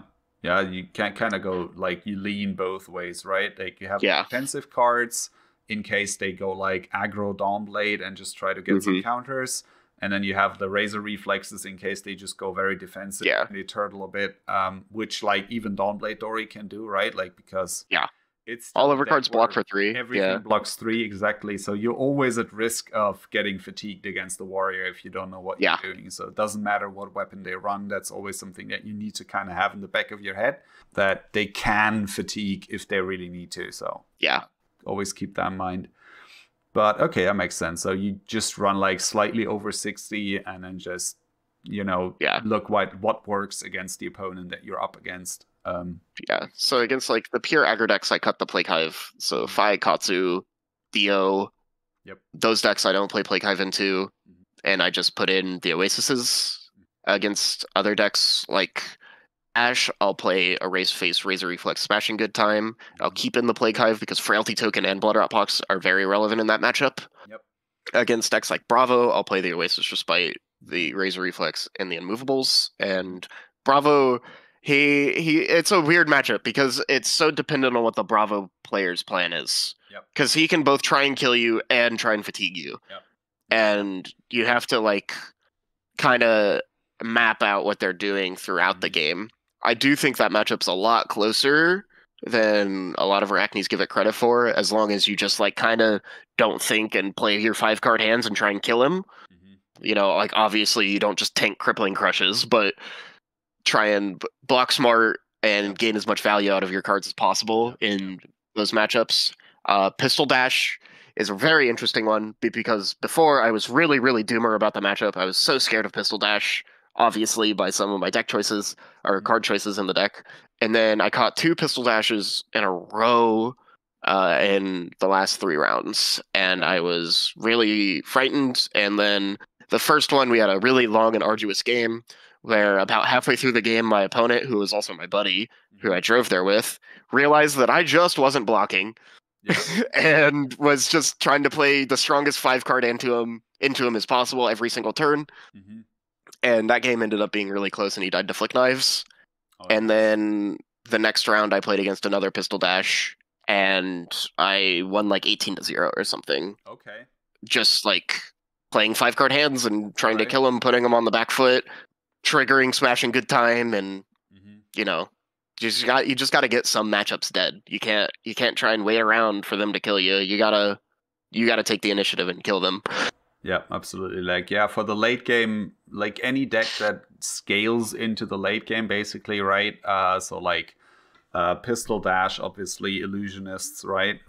Any kind of illusionist, essentially. Then like Tekla-Vossen, if you ever encounter one, also works like this, basically. Yeah. Where if you let them just, if you give them time, eventually they just outvalue you and then you lose. For what it's worth, I think actually Assassin is terrible into Tekla-Vossen, even though we have already Dead and Shred, if they know how to play around those cards. I played against Tekla-Vossen on Monday, and I barely won. And I won because the turn that they flipped into Necropotent, my Plague Hive gave them a Bloodrot Pox, and they were at 3 life, so they had to like tank their turn a little bit, right, and to not go to 1 against Flick Knives. Okay, makes sense. And it just like destroyed their damage output for that turn, because otherwise I was getting double Terminator tanked that turn, and you know, you just don't live through stuff like that happening. Here's 18 overpower. Enjoy. Yeah, you're just like, all right, well, I guess I'll lose. But yeah, so Plague Hive saved me a little bit there, which was nice. But I do think that matchup is horrid, and you should try and avoid it. If they know how to play around Shred and already dead, I think it's very bad for Assassin in general, both Uzuri and Arakni. And although I will say, already dead gets significantly better after they flip, because their hand size goes to 3. True. And it becomes a lot harder to block and have a turn. That's true, yeah. If they don't straight up kill you with their 1 turn of Intellect 5 that they have, and then they have to play the rest of the game with Intellect 3, if you can survive through that and then still put out relevant pressure, it gets a lot easier, or at least like doable, I would say. Yeah, that's true. But generally, I think their goal is to just, is just to kill you on Intellect 5. Kill you on like the flip turn, basically, with Intellect 5 and like a guaranteed Terminator tank, basically. At least 1, and then they just like take it from there. And there's typically not a whole lot you can do about that. But yeah, interesting matchup for sure. But I think as long as Tekla-Vossen has the problems he has with arcane damage, with illusionists, I don't think we need to be terribly worried about him. I don't think we need to worry about that guy. At least in like competitive events. But if you do have like a Tekla-Vossen local to you, worry about that guy. Worry about him and hope he doesn't learn how to play around Shred, basically. Hope he blocks with his equipment. Yep. That's bring Orbitoclast and Scale Peeler to that matchup. Definitely, All right. Okay, so this is like the entire deck. We talked a little bit about the sideboarding ideas, and you already have a couple of ideas down here in like the maybe pile for cards that you would maybe consider that you could like exchange in the deck, right? So maybe we go a little bit over these, and then I would also like to talk a little bit about heavy hitters and what you think the set is gonna do for Assassin and specifically for Arakni, because so far I think it doesn't do a whole lot for Uzuri, to be honest. No. I think it does a lot for Arakni. I think it's a big buff. Like a lot. So, but let's go over like the maybe board here for a little bit. So like Death Touch, you already said you like to run Death Touch just for Codex of Frailty, so I assume this in general. This is just a one of... It's a lot worse in Arakni than it is in Uzuri because it's not a swap. So you have to block with it. You have to find a good opportunity to block with it too, it being a 2-block. Sometimes you just ponder into it and it's great, But otherwise, I don't think the card is fantastic right now. With like Kasai and Olympia, I don't know how they're going to play, but it looks like they're both going to be one-handed heroes with their weapons. So frailty tokens are going to get better again. You might be playing the Death Touch a bit more. It's a popper. I think Illusionist might be taking a back step right now, even though Prism's getting a big buff. We're also like getting Guardians, like more Guardians. So I don't know how the meta is going to shape out. I think it's a net positive for Assassin, though, what the meta is going to look like. Probably, yeah. Overall, I think so, yeah. Yeah. I mean, we lost Lexi, right? Yeah, which was a big hit. I was only playing Arakni because Lexi was there. Yeah, that definitely hurt us. It's kind of interesting because to everybody, Lexi was like this big boogeyman of the deck, right? Oh god, Lexi is so strong and I can't beat Lexi. Like, what do I do against Lexi? I'm just sitting there like, I hope I catch 5 Lexis this event. Yeah, like, Assassin players are just like, give me a Lexi only in Swiss, please. Yeah, Lexi every round, please. It was an interesting time for sure, definitely. Yeah, over the past year, I lost to 2 Lexis total. Okay, that's great. In every event I played in. Yep. So, yeah, I wanted to catch Lexis. All right, so I guess Frailty Trap is also one of those cards where you think if Kasai, if Olympia end up being... And if Bolton continues to be good. If Bolton continues to be good, right? So, but against Bolton, I mean, I guess on like a Lumina turn, Frailty Trap is really strong. So that makes sense. That's the thought process. Against like Raiden Bolton on like an average turn, it doesn't do a whole lot. But yeah, on a Lumina turn, it's very strong. That's true. It's fine against Raiden Bolton because it's generally just a 0 for 4. You know, you block, it doesn't trigger Bolton, and then you get a Frailty Trap out of it. Yeah. Okay. Or a Frailty Token out of it. So, like, it's fine. It's exceedingly powerful on Lumina turns. Especially, a few Boltons are just Sabers. They don't have Raiden in their board. They're just trying to high roll OTK you. Against those, the card can be like a 0 for 9 against them. Yeah. Against combo Bolton, this card is like... It's lights. It's so lights. Completely absurd. Yeah, that's true. Okay, then Sack the Shifty. We already talked a little bit about this. These are basically interchangeable. You just kind of pick which one you think works. Which one you think will give you the most silver for the event. Yeah, so it's like Sack the Shifty, Fleece the Frail, Slay the Scholars. Yeah. Either of these. They're all fairly interchangeable. Yep. And you probably don't really want to run more than one set of these, right? So you wouldn't want to unless Coercive Tendency makes us just want to play every 0 for 4, which I don't necessarily see happening, because like attacking with these cards and just feeling kind of doomer feels really bad, because like you have to trigger the contract on Coercive Tendency to gain the go again. So you're still going to want to be playing the ones that will most commonly make you silver. Otherwise, I think they're all fine. They're 0 for 4s. They're wounding blows that have upside. They banish a card. They're always going to get a card no matter what. Even if the card is fake and coming from their deck, you're still getting a card. Yeah, you're triggering Arakni's ability, which I can't really put a value point on, but it's good. So. Okay, then we got the last blue shred and a couple of red shreds, interestingly. So is this like, would this replace a number of like yellow shreds, or would you actually consider going to like rainbow shred 8 or 9 copies? The thought process on the red shreds is it's kind of like a Razor Reflex. Okay. Where it's going to guarantee that you can Black Tick Whispers that turn. Okay, sure.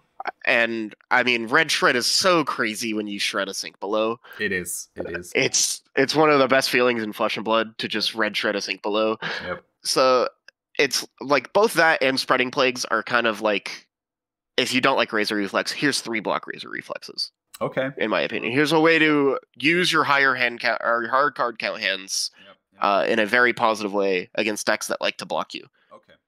That's the thought process on these cards. That makes sense. Yeah. Okay. Fair.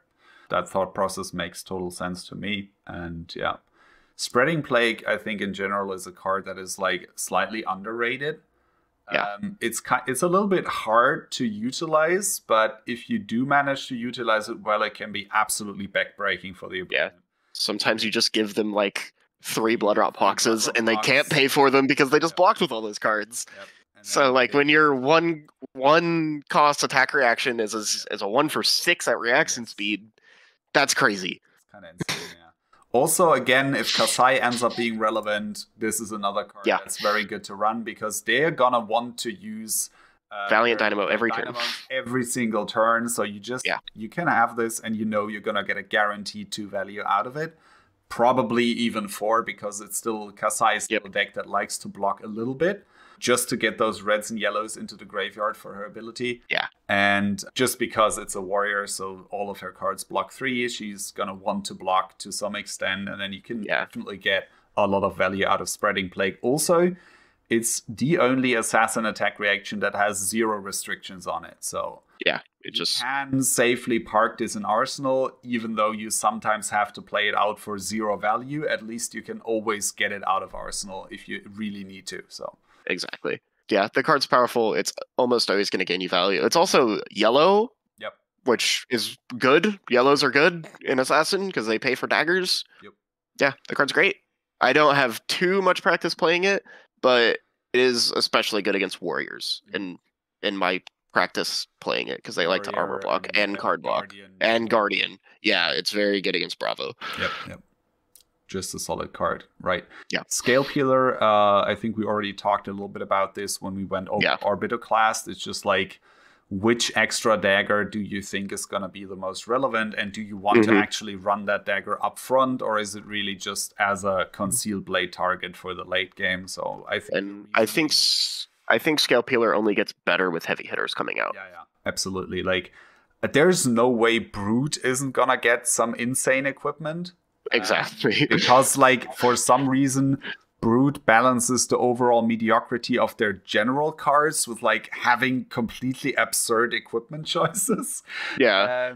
So it's like they have 2 Carrion Husks. Yeah. Yes. I had a game the other day where I played Uzuri against a Rhinar, and they managed to use their flashback on a turn where it hit Codex. I had like a resource floating, and I was about to get a death touch back. So they used flashback for like, I don't know, what would that be? Like 8, 11 value, I think? Yeah. Like that. So it's just completely absurd. That card is insane. Yeah, that card's so powerful. And I think Mansand has another legendary Brute spoiler on Monday, if I remember correctly. And he already said the card's going to be completely insane. So let's see what that ends up being. And then obviously Warrior has a ton of equipment. Guardian has a ton of equipment. Scale Peeler is going to be pretty good with this. Stonks on Scale Peeler. Get your cold foils now. Get it now, yep. And then Shriek Razors, finally. Yeah, and we talked about it a bit earlier. It's less about the actual attack reaction when it comes to Shriek Razors, and more about just the threat of the attack reaction. It's going to make your opponent's block weird. And, you know, it's a life. You can buy it back. It's the last piece of equipment that you would buy back in most situations. Unless your opponent's really low on life, I suppose, and they're out of a deck. But if they're out of a deck, you're probably going to win the game anyway. Yeah, Shriek Razors is good.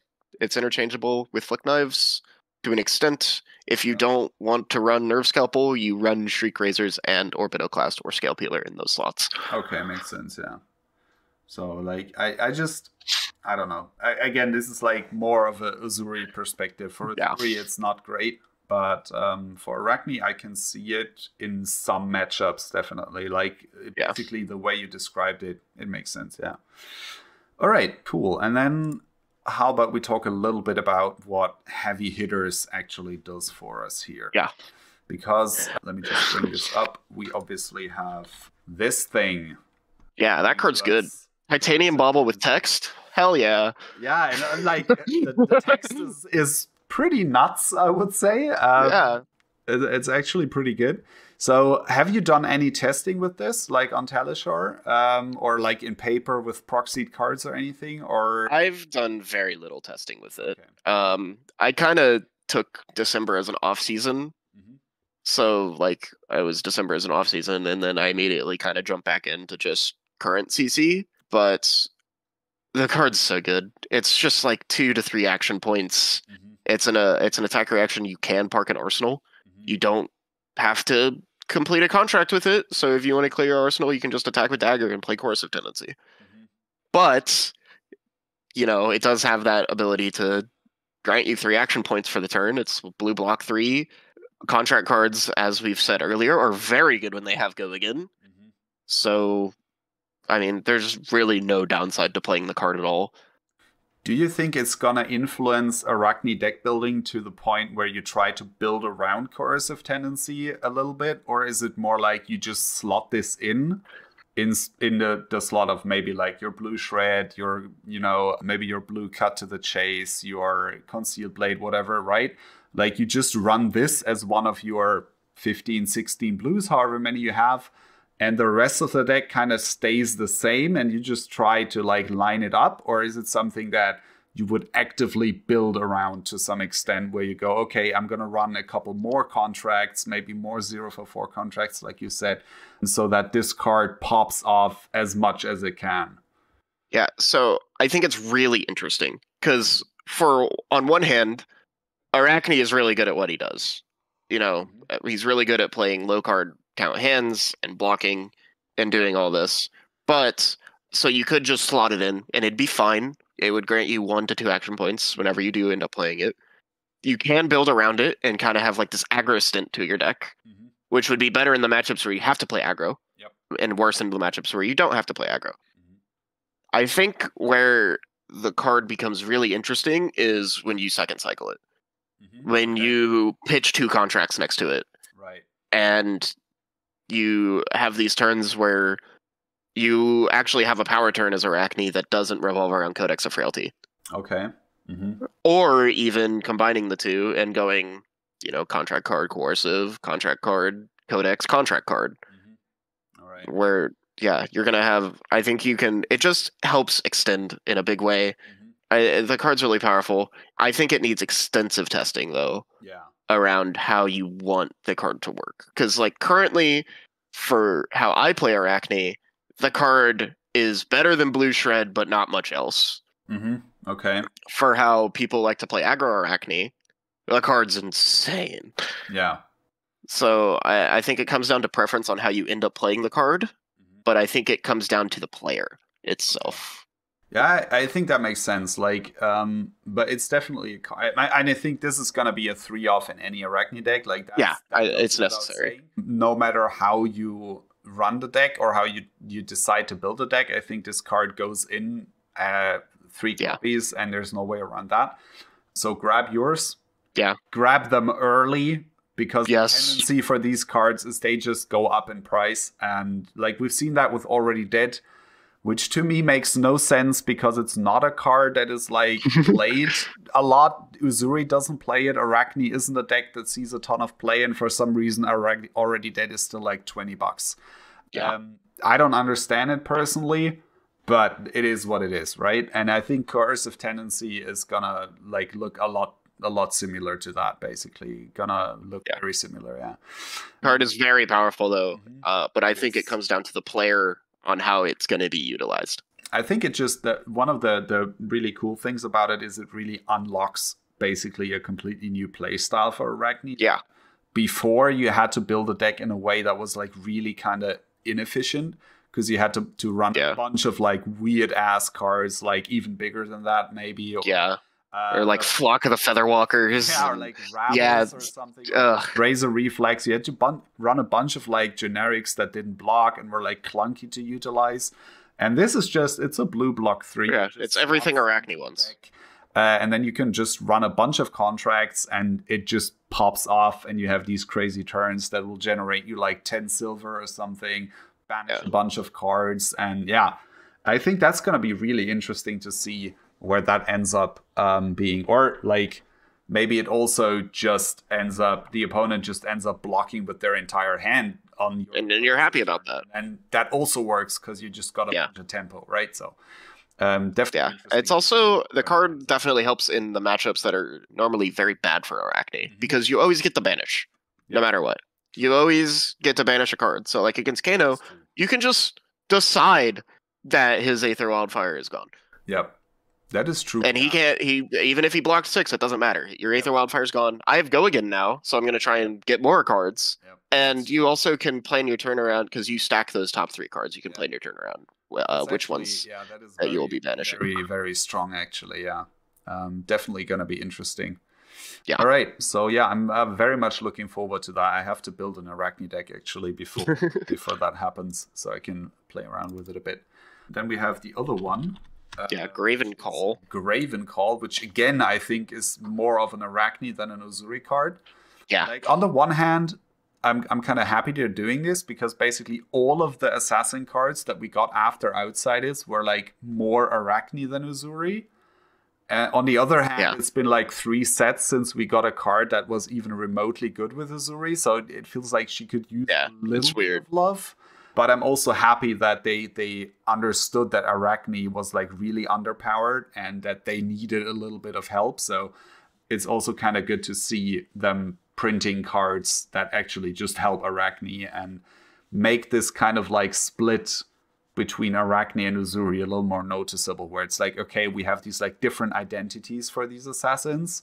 Yeah. They really want different cards in their decks. So that's kind of an interesting way to do it. Yeah. So I like Graven Call a lot. I think it's a really interesting card.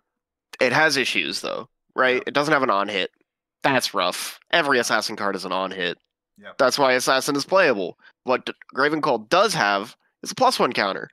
+1 counters are way better at killing allies with your daggers than not +1 counters are. It's like suddenly it takes you 1 dagger to kill Caloria or Chroma instead of 2. Yeah, that makes it. Or to kill the Centauri sellswords. You know, those cards are going to be annoying. Annoying as hell. It's also just like more damage. So like you might just play it in a Bravo because it's a 2 with Go Again, and it's fine into Prism because they can't make angels because you can flick a knife almost every turn of the game if you're making enough silver. Yeah, that's true. So I think it has a lot of interesting possibilities to it. I think the flick knives thing is probably going to be actually more relevant than the +1 counter. Like, don't get me wrong, the +1 is pretty nice, but just the fact that you could potentially, if you have the silver generation for it, get like... You just have free damage. 5 or 6 damage out of flick knives that the opponent can't do anything about. That's pretty absurd. Like, imagine it's like late game against an aggro deck, right? And they know because you're sitting on a pile of silver, basically. They know you can block with like 3 cards every turn and keep a single card, and they're going to be dead in 5 turns, and there's nothing they can do about it. There's nothing they can do about it. And that feels pretty absurd, like, if you think about it. Because Assassin, it kind of like, it doesn't outright kill your opponent, you kind of like smother them over time. And it's like that feeling of impending doom sets in turns earlier than it would normally. So I like the card's design. I think it's interesting for sure. So from the cards that we've seen so far in heavy hitters, is there anything else that you would think Arakni would want? Yeah, it's possible you play Wage Gold, being the fact that it's an assassin card, so you can like shred in front of it. But I do think that Findle's Fighting Spirit would probably just be better if you're trying to play a 3 for 7. I don't think you can really play any of the other cards that have been revealed. Yeah, like, I mean, the block 4 generic one, like Test of Strength. Yeah, at first glance, you're like, it blocks 4. That looks interesting, but like you're not winning the clash against most decks. And then why would you run this over like Fate Foreseen or Sink Below? Yeah.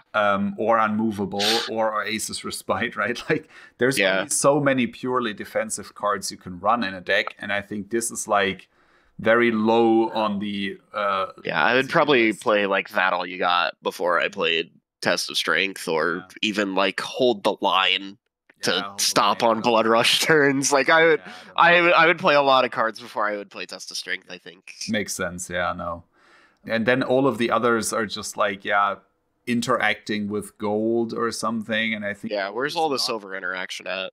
Gold isn't really something that Assassin wants, just because like the only thing you can do with it currently is draw a card. Cards, and generally Assassin decks don't tend to utilize random card draw all that well. We already have some of that with like Ponder, where we have a bunch of cards in the deck that you just don't want to put in Arsenal, and then Ponder can actually lose value. And I think drawing random cards off of like gold tokens is going to look very similar to that, where it just doesn't do enough for you to be worth the inclusion. So I think so far We're getting Graven Call, we're getting Coercive Tendency. These are already great, especially Coercive.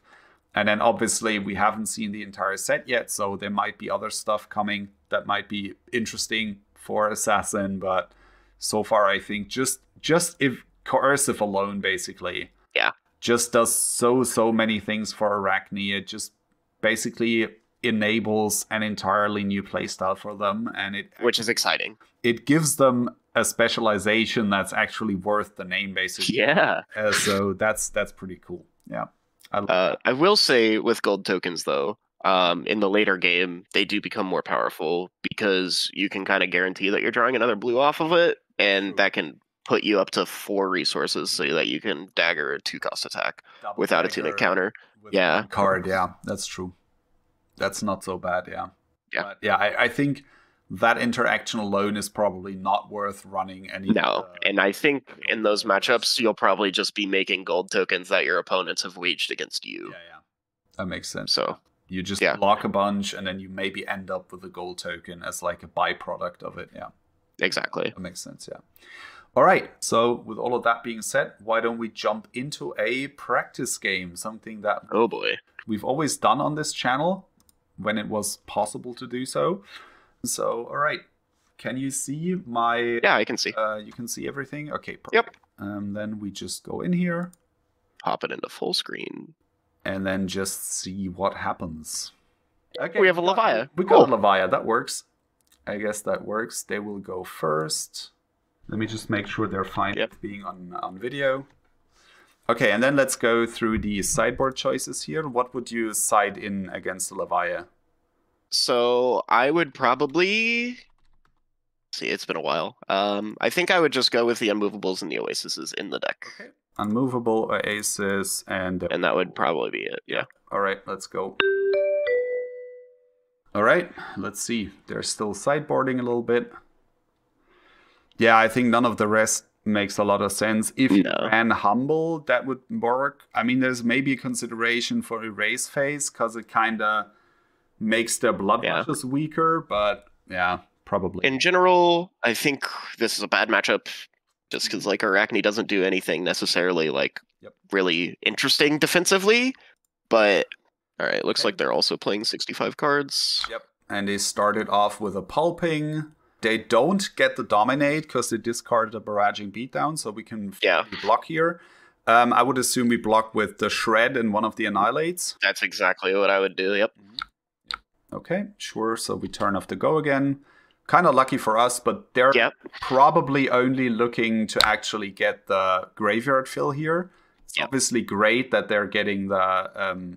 got the Pulping, because if that had Dominate, it would just be like a free damage that they get through. But this way they have 2 cards in the graveyard, they have an arsenal, so they're already happy.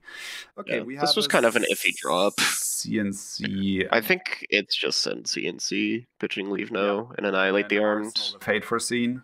Yeah. Probably the best, yeah. Kind of would have liked to draw a blue here, but... blue would have been a little better. It was a lower blue count on the deck, so... happens. But this is probably the best. We get a Command and Conquer in our arsenal, or in our graveyard, and we get to arsenal a D-React. Yeah. Solid overall, yeah. And they're probably just gonna give 2 cards here. I don't think hopefully they give Husk. You know, that would be ideal. I don't think you give Husk this early. Who knows? Maybe we just get double Blood Rush and die. Could happen. It's Levia. Her numbers are kind of ridiculous, so yeah, they're big numbers. But yeah, it's probably just 2 cards. They're gonna send back like a 9. It's interesting that he's blocking with an Endless Maw here. Oh yeah, we're happy to see that. We're happy to see these 2 cards blocking. Absolutely, but very happy. Endless Maw. I mean, maybe they don't have a blue, but Endless Maw would be the perfect swing back here. Yeah, it's the perfect return. Yeah, 2 cards, Endless Maw, keep the arsenal. Yeah. So super happy about this turn cycle, even though we didn't draw up very well. We want the Leave No, as our first card. So there is something interesting to think about when you're playing Arakni, and it's when to time your armor blocks to gain the most amount of value. So like currently with our hand, how it's shaped is we would be blocking with our black text before. Oh, they rolled a 6. It's currently to be blocking with black text first because we could have a go again turn. But they rolled a 6, so we're probably blocking a bit here. I mean, the thing is, like, it's possible that their whole turn is just claw. Yeah. Because they don't really have anything, and it's kind of looking to be that way. Yeah, I think it is honestly reasonable to send no blocks to this claw. Okay, just keep 3. Yeah. I think taking 3 is fine here. Okay, sure. Yeah, we gotta find the aggressive stance of our deck too. Like, we can't just sit back and block against Levia because she does just have this inevitability with the looping. And it looks like it's just claw this turn. But this is kind of weird. Like, I mean, it's possible that the last card in hand is also a non-block. So he had to block that way, because otherwise I would have just kept the Reckless and the Endless Maw and just swing 9 here. Yeah. But it is absolutely possible that they actually had 2 non-blocks, or like Reckless Swing, which is effectively a non-block. Ah, okay. Bonus. Oh, yeah. Okay. That makes sense too. Just come in for 9. So come in. Right. Yeah. I think it's reasonable to just block 6 with yellow Shred Fleece. Shred Fleece is what? Yeah. Yep. Okay, and then we just go Dagger Fleece. Yeah. Sure. We're not going to gain very much value out of the Fleece the Frail this game, but no, not in this matchup. So it also makes but sense we can not blocking with equipment, because Fleece the Frail is not something you'd want to crack a mask on. Yeah. So that makes sense. For when it comes to Levia, we're looking for cards with Blood Debt to try and banish, try and overload that Blood Debt a little bit. Sure, yeah. So if they have an off turn. What would you bottom versus top? Blood Rush Bill is a scary card if you can't guarantee that you're going to hit. Okay, that's kind of interesting. So he's pitching Clawing again for the claw. I mean, I kind of get it, because Blood Rush in Arsenal is generally not ideal. Yeah, it's not where you want it. I guess they're trying to counter pitch stack. So what I do now is I would try to bottom as many non-6s as possible. Yeah. If we can. So I think in this situation, we block again for 3. And then we block it with the Annihilate the Arm. We send no for 4. Yep. Yeah. Very, very agreeable here. That's interesting. I mean, I kind of get it. Like, yeah, no, I understand. They know they have a lot of time in this matchup, so they're trying to counter pitch stack here, maybe. Like, so, yeah. Okay, yeah, perfect. Turtling from Lip. Yeah, bottom that. We bottom that, absolutely. Because now they have, like, that's a lot of non-6s they have paired up. Yeah, right next to a Blood Rush. So that Blood Rush is going to be pretty bad for them, actually. And this is already one of the situations where you can see Arakni's hero ability being relevant, right? Because you can play around your opponent trying to pitch stack stuff, which is normally not really possible if you play a fatigue deck and they have a strategy to get around the fatigue by pitch stacking a certain turn that is like absurd and punches over the top. And with Arakni, you can actually disrupt that. Oh, this is nice. Giving us liking this. Skins. Interesting. Yeah, this is great. Okay, so they're trying to play around the banish. Okay, yep. Yeah. But I love that. Like, getting I'm very happy. On a Fleece the Frail. Lovely. Okay. Interesting hand. Pretty good. Lots of ways you can play this hand, Like, this could actually be a pretty solid 4-card hand to just keep if they let us, but I doubt that will happen. Yeah, because there's definitely like 2, 3, 4 options to take with this hand. There's a lot of choice here. And it's a reason I like Arakni too. Every draw up, you have a little puzzle. Like, that's generally, which is, with Azuri as well, right? You have so many ways to play most hands. Okay, so they're rolling again. Okay. Got the 2. Fair enough. And they do have the 3. Yeah, they have 3 cards. Graveyard, and they have like 3 hits, but that's also 3 blue That's debts. That's good for us. We like that. Absolutely, yes. Okay, blue Deadwood. So they do get 1/6 next to the Blood Rush, but and they have the Wrecker Romp. Okay. Yeah. Makes sense. So this is actually kind of scary if we had used Mask last turn, because we can banish the Mask with this, and then it's actually gone. But they're probably going to banish one of their own 6s just to not take Blood Debt this turn. Even though it's only 1 point. The 1 point can be a lot. And banishing one of our cards is complete. I mean, actually, there's a consideration to banish our scenes. The Command and Conquer out of our graveyard, which is what they're going to do. That's actually what they're doing. Okay. That's a really tight play from our opponent. That's a pretty heads-up play, absolutely, That's pretty solid. This is interesting. There's a lot of way our blocks can go here.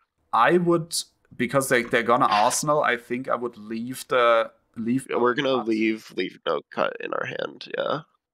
Because even if they don't block, we can always just send a cut and just play it that way. Yeah. So like the thing about the draw discard attacks is even if we're blocking with 2 cards, we stay on card parity with them. So like it's reasonable to block with 2 cards. It's reasonable to just block with Fate Foreseen. Okay. It's reasonable to block with armor and Fate Foreseen because we're planning on using armor soon. There's a lot of thought processes here. I think because in this matchup the armor doesn't matter, like in terms of on hits. I think I would just block actually with the Fate Foreseen, and then we can go E-Strike. Yeah. E-Strike go again, leave no cut, yeah. Yep. Okay, let's go with that. I like that. And also the Direct in Arsenal is only relevant against pulping in this match. Yeah. And they've already played one of them, and I don't know if they're actually on 6. Unmovable. Do we want that on top? Interesting. Movable's interesting because currently if we bottom it into a Blood Rush hand against our opponent. Yeah, but we bottom it into an absolutely garbage Blood Rush hand. Yeah. So, I don't know. Both options are reasonable, but I think we're going to be trying to take a lot of tempo from our opponent this turn. I think we bottom it so we can try and keep our tempo. Yep. Yeah. I would think the same, yeah. Okay. Yeah, and this is one of the reasons why Enlightened Strike is so good, because like we're just going to present a lot of damage this turn. Yep. And, you know, so we bottom that's the good. Plunder. Yeah, bottom the Plunder. Which, like, not great that we're bottoming a Unmovable next to a Plunder the Poor, but yeah, that's for later us to gripe about. You know, we're not there yet. Yep. I mean, we are going to bottom a bunch of blues just by pitching stuff, so I think it's going to work out fine. I did like the banishing CNC on their Yeah, that's a really good play from our opponent. Because currently, I mean, we do get a Leave No Witnesses in Graveyard this turn. But currently our codexes are horrid. But currently our codex is kind of bad. Yeah. And that's not something a lot of people think about with Deadwood Rumbler. It's like that you can also banish the opponent's cards. Yeah. That's actually something that... Ooh, this is interesting from our opponent. Hopefully they just take our cut to the chase. But I mean, it's honestly not the worst, because if they take the cut, we attack with the Leave No. It's fine. Yeah. So let's see how it ends up happening. Yep. Okay. That's fine. Cut and Arsenal is okay. We get to make the decision on Arsenal and cut, and I think we do. Yeah. Because this is a matchup where we have to kill our opponent, but we Arsenal this here. Yeah. Hungering Slaughter Beast. Yellow. Do we bottom this just to get silver? So I think in every case our opponent is blocking this turn.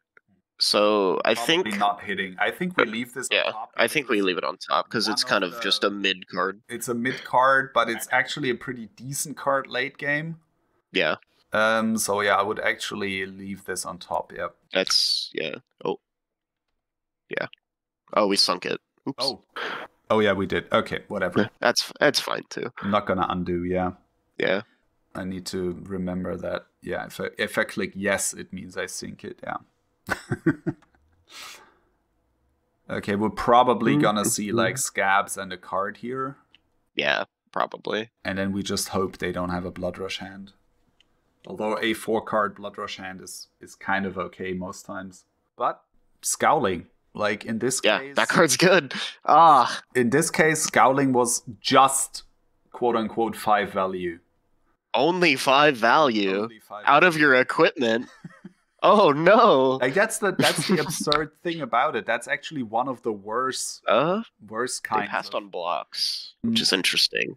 I think we just pass back. I don't think we use Masquerade. No, like either they have a sink because they run sinks, in which case they don't run sinks. Okay, sure. Interesting.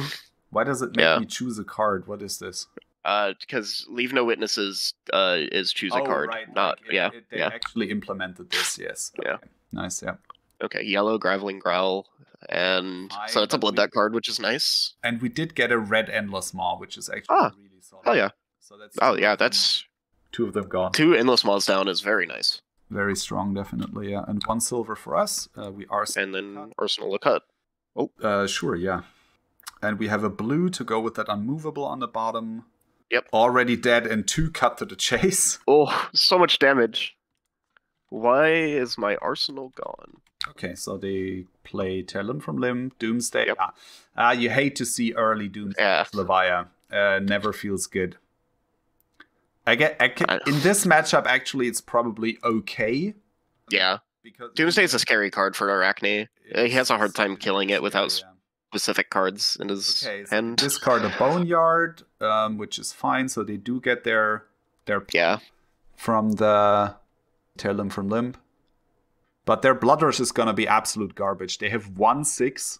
And next to a Doomsday and a Tear Limb from Limb. Yeah. And well, I mean, we did sink the yellow, but... We did sink the yellow, yeah. But still, I think if we get around to that Blood Rush, it's not going to look...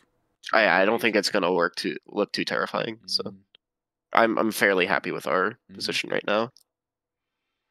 Claw for 3. Claw for 3 here. I think we just disrespect the Claw for 3. Yep, agreed. So the ideal sequence here would be for them another blue and then swing big. Yeah, that would hurt. Don't want that to happen. For 16, but... Yeah, that wouldn't be great for us. We wouldn't even make a Quicken token, man. Nope. Okay, they're rolling Scabs. That's interesting. I like this. Why are they rolling Scabs? They already have Go Again on the claws. Yeah. Okay, sure. Roll. Obviously. Sure. I don't like this, but let's... no. This. Like, I don't like it anymore. I don't know what they're rolling here. They only have 2 cards left. Yeah. Oh, they have... Oh, no! That makes sense. Oh. Sure. That's scary. That is a bit And they draw 1? Oh, okay, that's their arsenal card. Shadowpeed, okay. Sure. Okay, yeah, but they can't play that. It just goes to... No. Okay, sure. I mean, it's... Oh, no. Coming in for 12. Card, right? They oh, yeah, off of Savage... They have 2 cards. No. If they have a blue and a slithering, they can actually go claw slithering now, which that's kind of terrible. Ugh. Yeah. Okay, so I guess our blocks here are Cut to the Chase and Fate Foreseen, and then... Yeah. Is this a hand where you potentially just block 4? Just all blocks? Or do you want to send the already dead back? I mean, their hand got way scarier than what we initially thought it was. So, like... I think it's reasonable here that we block 9 and hold the Fate Foreseen for now. Okay. Just trying to get the most value out of our numbers as possible. It's also reasonable to just block 7 here with Cut to the Chase Fate Foreseen. I would block 7 and then maybe if they just go Arsenal here because they want the other one. Yeah. I think blocking 7 is already dead. I think we just block 7 here. Take 5 doesn't feel great, but you know, it's Levia. She has good numbers. Her numbers are quite a bit better than ours. They are. I don't want this card. I feel like we bottom this, yeah. Yeah. I don't want this card at all. Takes too much cards to actually play it out. Okay, sure. So they can at minimum send the the Shadowpeed, yeah. But also Slithering is one of the best cards to have in Arsenal, right? Yeah, okay. So, yeah. Okay. They're just coming in for 6 here. So... We can block 6, or we drop to 26. I think blocking 6 is good. I think also, yeah. Yeah. See, this is the issue with arsenaling the attack reaction, though, right? Is now it's stuck, and we're going to draw up a Codex of Frailty on our turn. Like, guaranteed. I mean, it's not necessarily stuck. If we do draw Codex, and like any 0 for 4, we can use Black Text. And we don't. Oh, we didn't drop a Codex. Oh, wait. Yeah. That's interesting. Liking that. I think we're blocking 6 this turn. Yep, and we have Tunic. Yeah. So we can hopefully we just don't get like blood rushed. Yeah. But yeah. They have a 4-card hand, so even if they did have a blood rush here, it's kind of like I'm so happy to see Sigil. That's interesting. That's kind of interesting. Yeah, I mean Ethan's been playing 1 to 2 sigils as a way to spend cards. Yeah. It's interesting. He's been playing like a lot of 1-ofs recently. I think this is probably a straight copy of Ethan's list because I see the Shaden Death Hydra, the Sigils, the Limb from Limb. This is all like the recent Mansand tech, basically. Yeah. Which I don't hate. Like no, I think it's reasonable to do. If anybody knows Levia, it's Ethan, right? So. Oh, Roll a 1. And it's a 2. Man, I'm fine with it's seeing twos. yeah, I'm fine with it too as well. I'm fine with It's kind of rude to wish 1s on your opponent anyway. So I hate when my opponents do that when I play Levia. Interesting. Okay, Just but a he's Wrecker Romp, taking- discarding Convulsions. And So I think yeah, this is just Mansense list. it is, yeah. And he just drew a hand that couldn't turn off Blood Debt. Yeah, So, excellent. yeah, we just do what we. I think we just. It's reasonable to. Arsenal the Plunder, maybe, or Yeah, it's reasonable to just block with Annihilate the Armed here and take 3. and then Arsenal the Plunder, maybe. So we have something for next turn. Keeping an Arsenal is so powerful in Arakni because it means that you can actually expend your hand on your opponent's turn and then go to your turn. And... Especially if it's a 0 for 4, right? Yeah. So I think this is fine, yeah. Yeah. Okay, I mean, especially since we're presenting 10 on this turn cycle. Yeah. Eradicate for 10 is kind of ridiculous. Yeah. And he's taking damage from Blood Debt, so... Yep. Not too bad. Eradicate, there we go. Soul Harvest. I think we leave that on top, actually. Yeah, I think we leave it on top because the card's very awkward. No. Click no. No, yeah. No is leave on top. Yeah. I always get that. The card's awkward. I mean, it's good to banish, too. Yeah, but very good to banish because it's like 12 damage. That's not on the bottom for their Blood Rush, so... And like, Levia plays a lot of yellows, but we're not necessarily looking for too terribly much silver in this matchup. Yep. I mean, we just want to use Mask a couple times. If we get it, we get it, right? Like, I'm not complaining there, but... Yeah. Okay, so we go for cut. We still leave that on top. Yeah. Obviously. See, this is what I mean about it not having text sometimes. Yeah, true. So there's actually... I think we just mask it as well. Do we crack boots and send a plunder, or do we keep the plunder? I think we want to keep tempo past this turn, so I think we hold the plunder. Okay, but we crack the mask here because... Yeah, I think we'll crack the mask. We'll probably get... silver here, yeah. Yeah, get some silver. Well, all we need is 1 yellow to be able to buy the mask back, so... Hopefully we just don't get deadwooded on this turn cycle.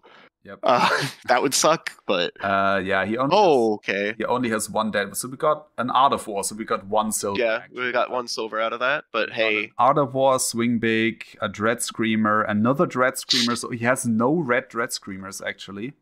Anymore in the deck, which is very strong. This is nice, yeah. No! He does have the Deadwood. Nice. He does have the Deadwood. Nice. All right.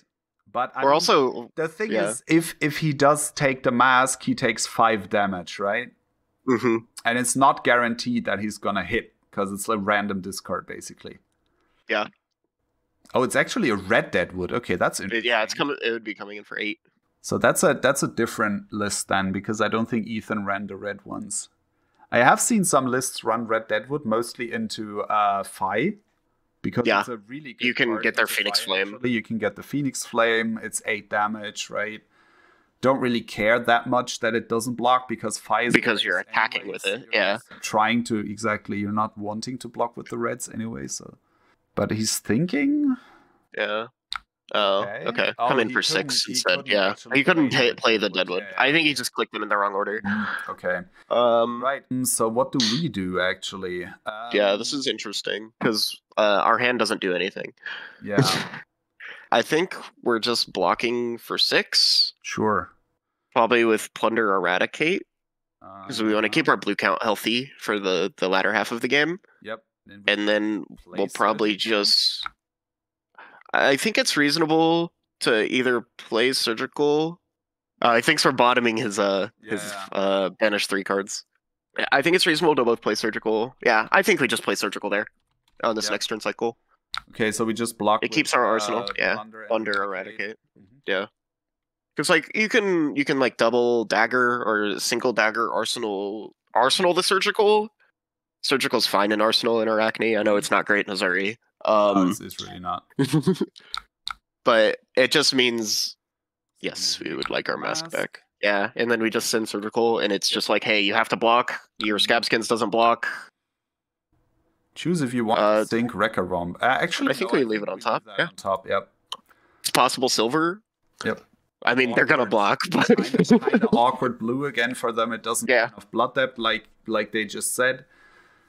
And but I mean, there's a possibility that they're going to give us Husk here, just because we're getting to that.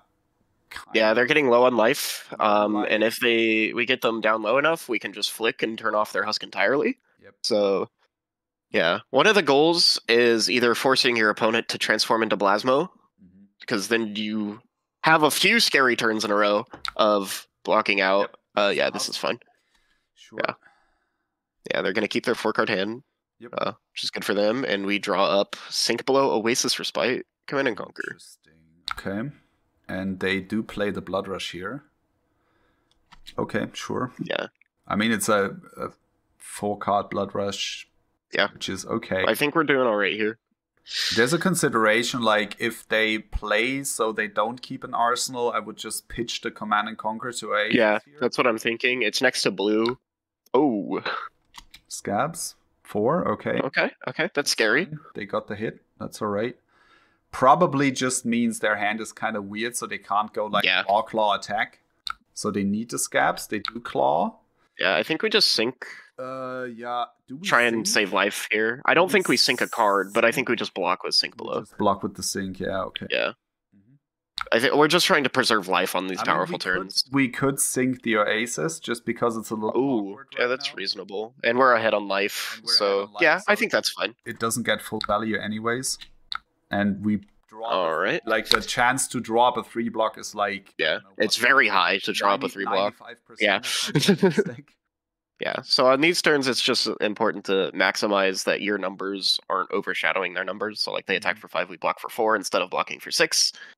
You know, just save as many life points as possible on these powerful turns. Absolutely, yeah. So, what do they do now?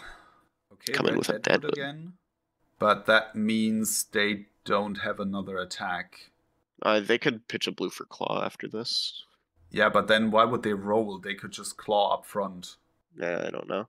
Like, there's no real reason to do this. I think it is reasonable to block 6 and then arsenal the Command and Conquer next turn, yeah.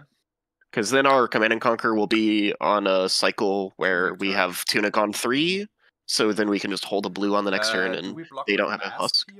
Yeah, it's reasonable. On Plunder? Yeah. Yeah, that sounds fine. I mean, there's actually quite a few hits for Plunder in... Yeah, there's Shadowpede, Savage Feast, Boneyard, Blood Rush Mellow, Boneyard. Yeah, there's plenty. It's over 50%. Couple of the blues. Yeah. That don't cost anything either. So, and they probably arsenal here. Yeah. The roll didn't really make any sense, but no. Maybe they were like thinking about it. I don't know.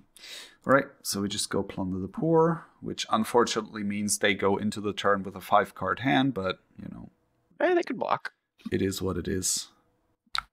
Reckless Swing. That's number 2 Reckless Swing. Yeah, keep that on top, I think. Yeah, because if they end up blocking, they have Reckless Swing on our Command and Conquer turn.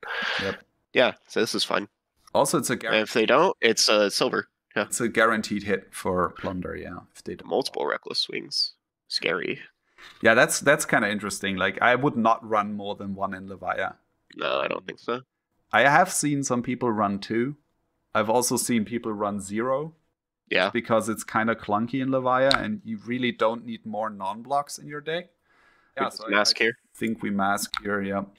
Because I think they're just trying to keep the 5-card hand. Or they're just trying to hold tempo against us. They have the Fate. Ooh. Do we flick here? I don't think so. Because, like, realistically, I don't think they run too many D-Reacts. So we might not... Oh, no, that is reasonable. I think flicking is fine. They have played 1 more Fate. They have not played a Sync. So I'm not sure they are on Syncs. It seems weird to be on Fates and not be on Syncs, though. That's true, yeah.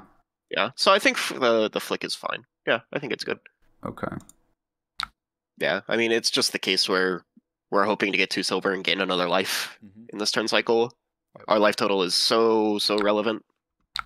And this is just a good opportunity. Like, sure, they could have the D-React later against, like, Leave No Witnesses, and then, you know, it's gonna hurt, but I think this is reasonable here. Okay, they did bottom themselves. Okay. They're just trying to stop us from getting silver. Yep. We got one They silver out of it. did stop us from getting silver to some extent, at least, yeah. Or maybe they also realized that, you know, keeping the reckless on top is not great. Yeah. Okay, this is interesting. So I guess we go Spider Spy, Tunic, CNC, Arsenal, Codex on our turn. So we just seems reasonable. We're just blocking 6. Doesn't matter which one. And they have a 4-card out of war turn. All right. So probably coming for like 12-ish damage, I would assume.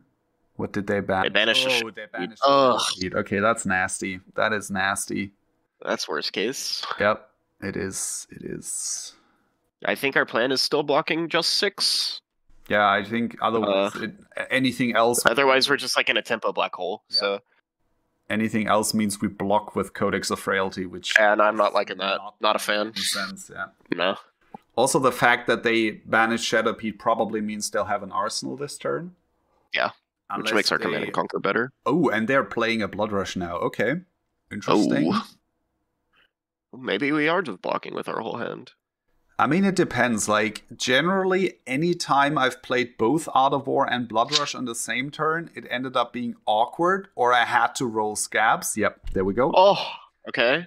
And into a 3. Okay. Perfect. Okay, we're good. We're good. This means their hand is awkward, and we're probably getting hit for like 18, sure, which is not great. Actually, might be less if they have like all reds. They could have a really clunky hand. Like, generally, sequencing like these draws into each other is almost never worth it in my experience. Yeah, and currently they only have 2 powerful turns left, so I think we're in a fairly good spot. That was Blood Rush number 2, right? Yeah, and we've banished an Art of War. And we banished an Art of War, and they pitched 1 Blood Rush very early. Yeah. So we know and that Blood Rush is not good. There's no more Blood Rush coming for the next. I mean, they're at 22 cards, so like what? 3 we have like turns 2, or so. Yeah, 3 turns. 3 turns until that Blood Rush comes. So they come in with a claw. I think we just block 3 here with. Yeah. Like what? I think we block it with our Warmongers. Warmongers, and then Plunder, and we keep probably the Plunder. Blade. Yeah, we keep the Concealed Blade because we have the opportunity to re-equip. I think. Yep, makes sense. It's the only one in the deck. And then it's probably just Shadowpete from Banished now, and then hopefully. Yep. Yeah. Yeah, that's. We'll just block like, 3 here. If you go Art of War into Blood Rush, and you draw like all reds, you just wasted 2 power cards for nothing. So I generally, when I play Levia, I like to and they pitch a swing big. Yeah, this is nice. Yeah. I like to stagger them a little bit. Why is this coming for 9 though? Did they choose 1/1 off of Art of War? Did they choose +1 on the Art of War? I guess so. Yeah, they did. They chose the buff. Huh. They chose the buff, huh? Interesting. Okay, I guess we block 3, and then we pick 6. Yeah, that seems reasonable. Yep. It hurts, but yep. Yeah. I mean it hurts, but we're only down 4 life points. Yep. Like this is going fairly well. We have like 10 more cards. We have a lot more cards than them, and we have 2 codexes still in our deck. Yep. Also, interestingly, so this is kind of interesting. If they take the dagger and they take the CNC, that puts them at 14. But I wouldn't. I don't think we throw our knife. No. Throw our knife because I don't think they want to go to consume plasma. Yeah. Especially not. I mean, they do have all 3 Dread Screamers in Banished, so and an Endless Moa. It's a fine Blasmo, but the issue is we just have more cards than them, like a significant amount of more cards than them, and we're arsenaling a Codex this turn, so. Like, even if they go Blasmo, we can reasonably block 12 for, like, 2 turns straight. Yep. True.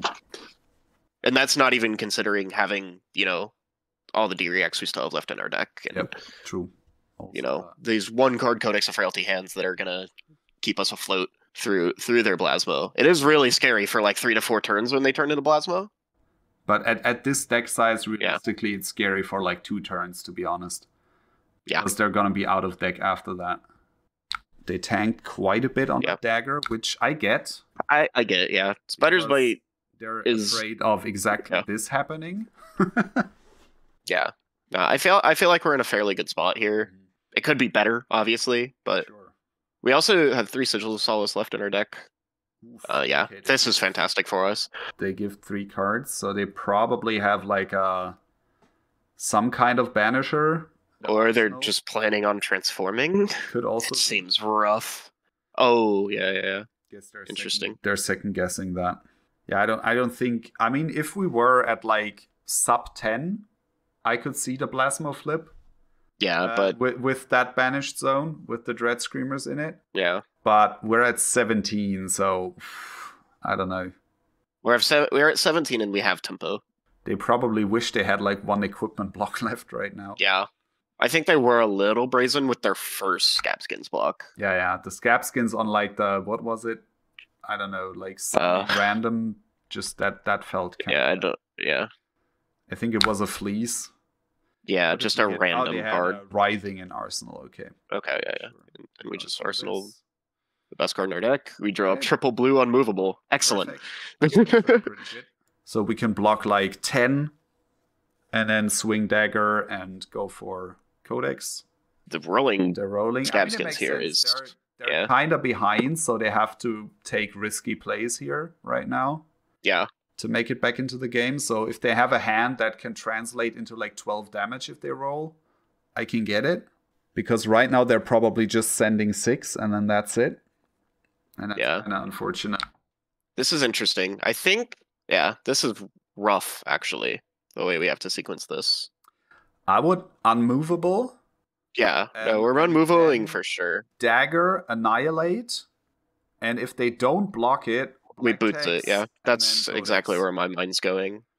So I think we're and then unmovable. Yeah. See, it's kind of awkward. I wanted my opponent to do more with this turn cycle. Yep. Absolutely, yeah. They're also playing Offering. That's not in Man Sense list, I don't believe. The Diabolic Offering in their pitch. No, not currently. No, that's true. No. Yep. It is not. Okay.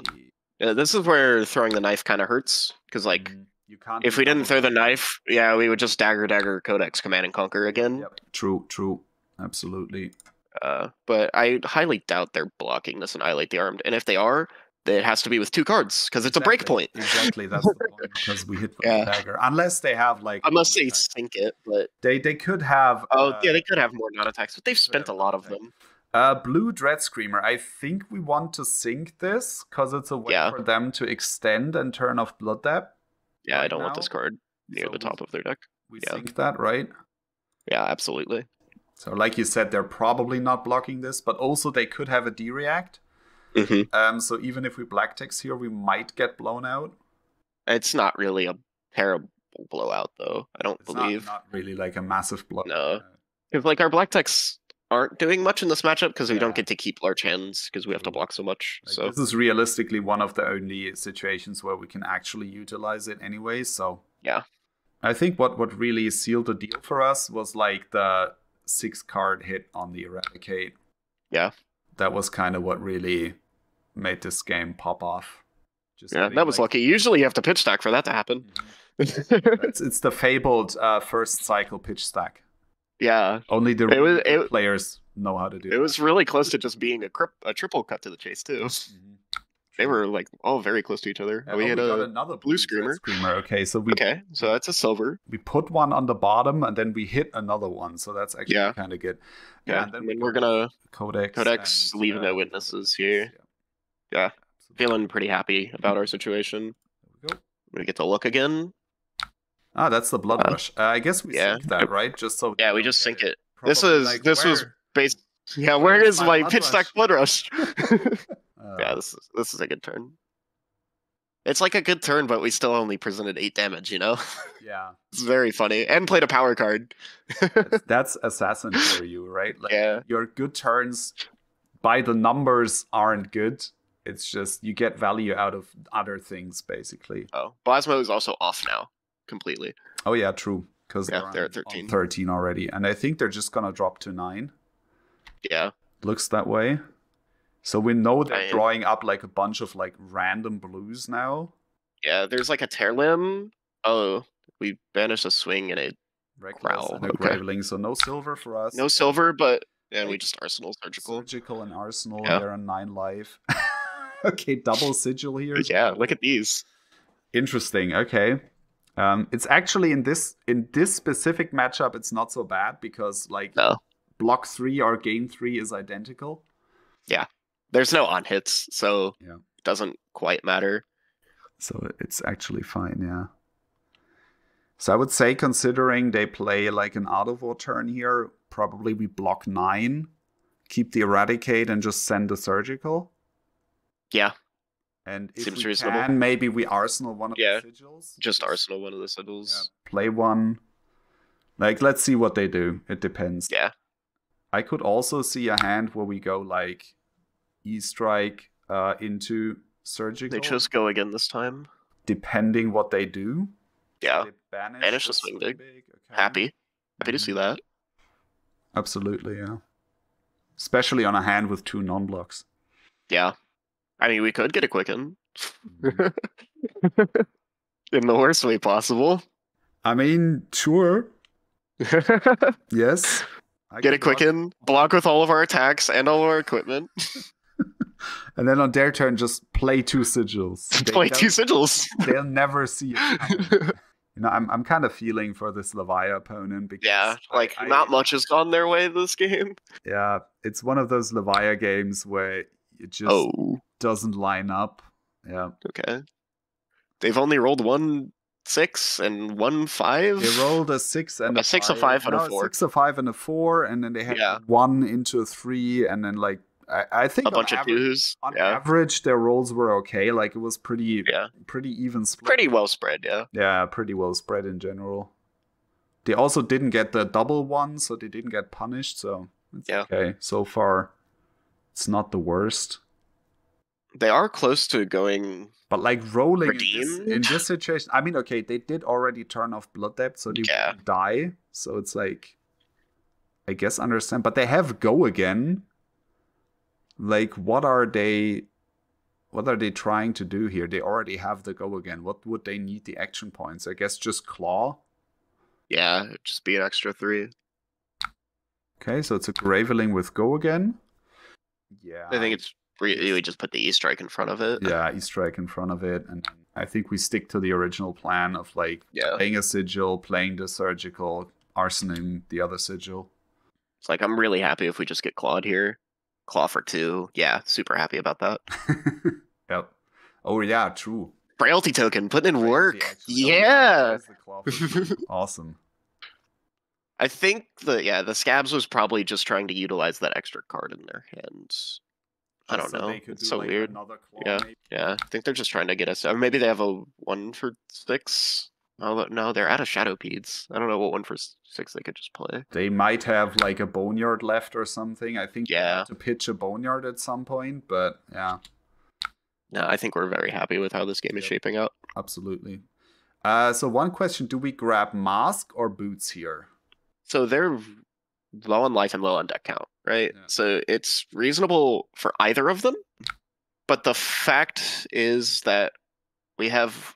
look at the graveyard, sorry. Yeah, ours or theirs? Ours. What I'm looking for is our reactions, how many shreds we have left in our deck. Mm-hmm. I think... Because we've spent all of our cuts, and we've spent 3 shreds.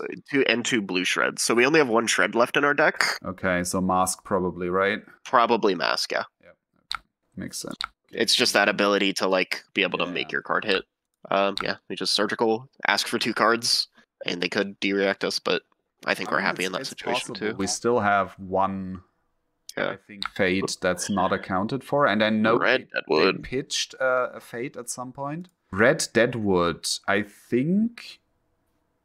Actually, that's probably reasonable to leave on top. Yeah, I want to leave it on top. Just because it's a non-block. And I want their reds in their hand. It doesn't guarantee the turn-off. Yeah. So it's a risky play to just send it, especially because we know their deck is full of like random non-6s at this point. Yeah. And it mills them, so let's go. Yeah, we're happy about all of this. Like, we just have so many cards on them right now. Yep. It's kind of filthy, actually. Like 12 to 29. Yeah. Is kind of ridiculous. Unless, this is usually how the matchup goes, unless the Levia just, like, does Levia things to you, which happens like half the time. They have the fate. They have a fate, yeah. Okay, fair enough. Like, yeah, it's reasonable. Nothing we can do about it. So there's a consideration that we could have kept the other dagger a bit longer. So probably the flick was a little bit premature, but I think our flick was fine. It was okay. Like, they're happy they have it here. So okay. I mean, it's always gonna happen whenever you flick a knife that later in the game the knife would also be good. True. Somewhere else. So, and then we just sigil and arsenal a sigil. We're feeling happy. Unless we draw up like. Oh, I played okay, it this now? is fine. Oh, it's whatever. Oh, they played Doomsday, and then I reacted to it with sigil. Ooh. Okay, that's what happened. This is a scary part then. Them having a plasma here. Problematic. We have to try and hold the C strike throughout their turn, and just. I think what we're gonna try and do is this is scary, yeah. Because they can turn off Blood Debt with the Plasmo, and then this is. I guess what we do is we go Dagger, E-Strike to kill the Plasmo, or we go E-Strike into Plasmo if we keep a 2-card hand, right? Yeah. That's also solid. They did turn off Blood Debt this way, so they're coming for 6 again with the blood. So this is 12 damage. So I think it's reasonable to block 3 here with just the Fleece. Okay, here's the thought process. Our total is ticking up to 3. So if we just try and keep a 3-card hand here, we can E-Strike the Plasmo and Arsenal Oasis Respite. Pretty solid, and I'm fairly happy with that outcome right now. Okay, yeah, sure. So we're taking. And I like having Surgical in my deck over having the Fleece in my deck. I think. Yeah, no, the Fleece doesn't do a lot. That's true. Yeah, and we're just eating the Plasmo hit. Which sucks, but I mean, sure. And they get to keep a 5-card hand, but it's not. Yeah, this was going to happen eventually. Plasmo is not a Blood Rush, so yeah. Ooh, yeah. Not much we can do. It's okay. Yeah, we get to kill off the Plasma here and have an Oasis Respite in our arsenal. Track the Plasma like the Doomsday because we knew when it happened, and then maybe try to banish it. But like, I think realistically, that's not something you can really plan for. No, maybe it'll turn out that way sometimes, but it's hard to track against brutes because of the large amount of draw discard. Sure. Okay. Yeah, this is a really defensive hand. Yep. That's okay. I can work with that. Yeah, this is fine. Like they have, they have 14 cards.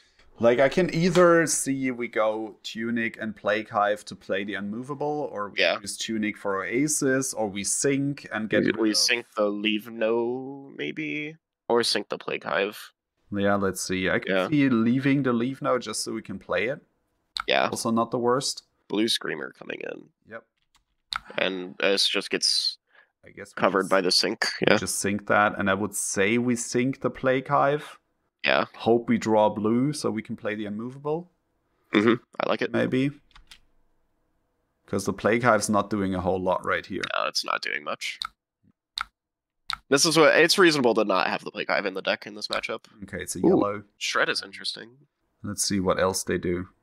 Yeah. Because now we have the opportunity to Tunic counter the Oasis and then leave no Shred on our turn. Arsenal the Unmovable, yeah.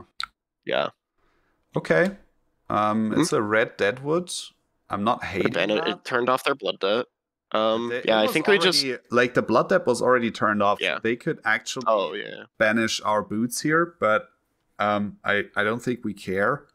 Yeah, I think we just Tunic counter the Oasis, take 1 total, go to our turn, leave no Shred. Yeah, I like this. We do take. We're currently at parity, so we don't get the. Oh, we don't get the 1. So we take 2. But I think it's fine. That's fine. No Shred, and then we Arsenal the Unmovable. Okay, they're banishing a whiff from their graveyard. That's also reasonable. Okay, yeah, that's also fine. We could arguably. Yeah, I think we can block. Yeah, I like block with Mask. Block with Mask, yeah. Because we're almost guaranteed to hit with the Leave No next turn. Yeah, unless they give us 9, and then we're happy. So yes. Now they We haven't seen anything like any of the fatigue plan with redeemed, so I don't think we're too terribly afraid of getting redeemed. They also here. don't. Yeah, they're not running any recursion cards actually. Yeah. That's kind of interesting.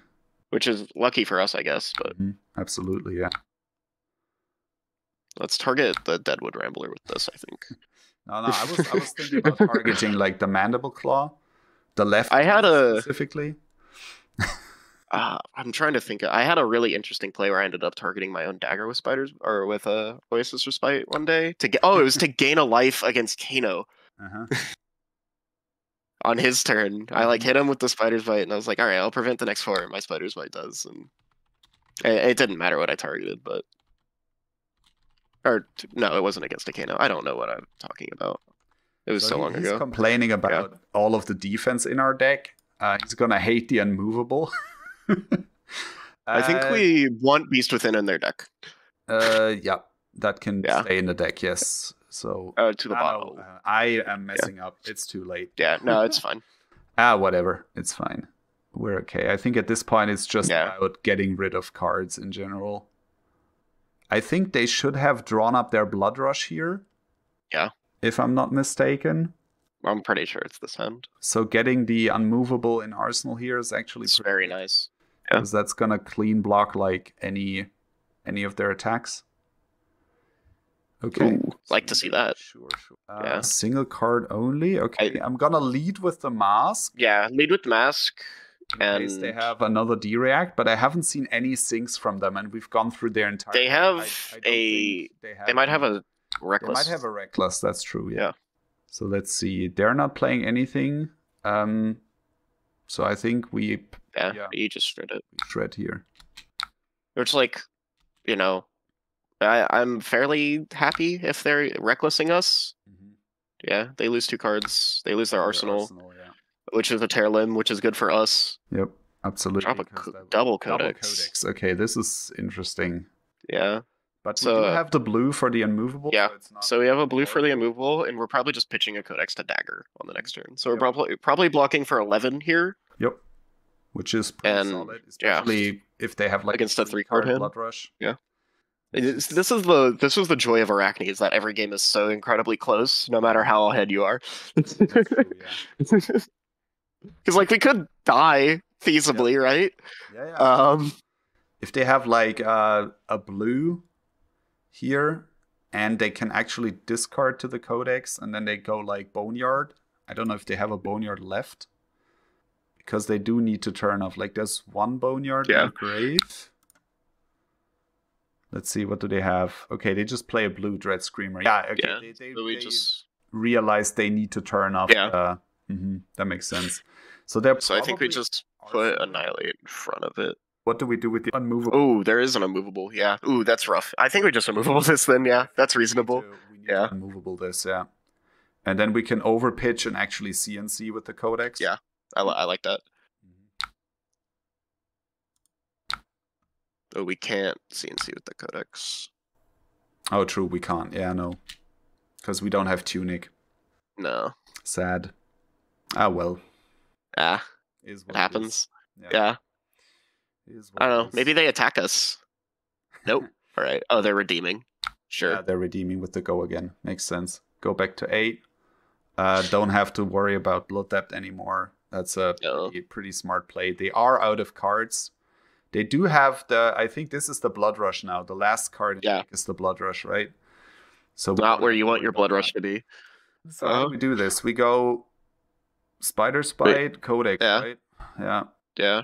We overpitch. No way around. To not discard a card. This is where Death Touch would be great, I suppose, but actually, they're at 8. I don't know. I think because they have an Arsenal, I still prefer. I still would probably choose Leave No Witnesses, And they can't reasonably block either, because they just have no cards. Yep. They're just taking it. And then the Blood Rush is on. And where is it? Leave No Witnesses. And boom. Let's top it. Yeah. Sync it. Yeah, that card's scary. It's funny because I always put my Arakni on the chain when I'm playing, like to announce the trigger. And it's such a force of habit. Like even when I play other decks. Yeah. Like I was playing like a hybrid Azuri my past armory. So I was attacking with contract cards, and I would always like, oh, swing and they miss. No. Reckless swing Oh. and they miss on it, but I mean they do clean block the leaf now, so yeah, but they spent 2 cards to do it. Ugh. Yeah, it doesn't feel great. That does not feel great, and we are ponder into perfect. Doesn't get better than this. Oh, yeah. I mean, okay, this hand doesn't do anything, but I mean, it's a plunder, I guess. This hand blocks for 8 and attacks for 4. That's true. And then we can arsenal the Oasis. Yeah. Fair, and we have Tunic coming up. That's actually it's pretty solid. Yeah, this is a fine hand. And they have a frailty token. Yep. The claws are irrelevant to us. Yeah, this is fine. But feeling happy. About habits, like I was playing Dash.io for a bit. Yeah. And once you stop playing that, you have to like consciously remind yourself, you should not, look at the top card of your deck the entire time. Coming in for 8. And coming in for 8 with a red Deadwood. Okay. Yeah, we just block 7 here. Already dead. They discard the last Blood Rush, so yeah. Yeah, they have 1 tear limb from limb in rotation. Yeah, and this is just like a 20 card differential. I guess we can bottom it. Yeah, we don't need that. We need aggressive plays. Yeah, we need to kill them now. Yep, and we already have the Oasis, so. Yeah. Okay, sure. Tear limb from limb is just a blue. Yeah. Arakni trigger. Arakni left the top card there. Yeah, he did. Sure did. I mean, to be fair, yeah, we're definitely not making any silver off of this. We are not making any silver off of this one.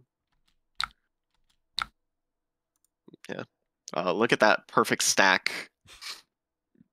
The good old unmovable next to 4 other. Oh yeah. Oh, roll scabbies. I like it. Ooh. I mean that makes sense to some extent. You just want to claw here. Yeah. I think we just Oasis it, right? Oh, I don't want that card in my arsenal. That's true, yeah.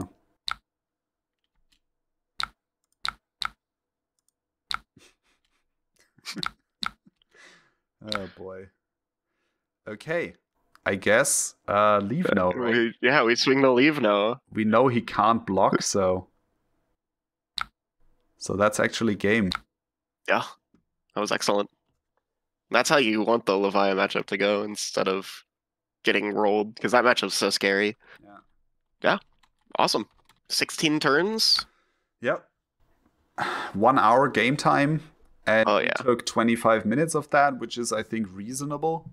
This is what you're aiming for if you play a fatigue deck, right? Like, you want basically your time in the game to be less than half of the allotted time for a regular match, basically. That's what you should aim for. Because if we had taken like 40 minutes to play this, it would have been a draw.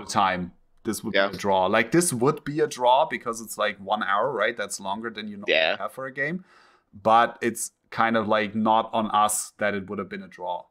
Which on Talishar, like, it's fine. Don't worry about it, right? But if you're playing like at a tournament, obviously you need to aim to keep games under 50 minutes. Like, do not be afraid to ask your opponent to play quickly either.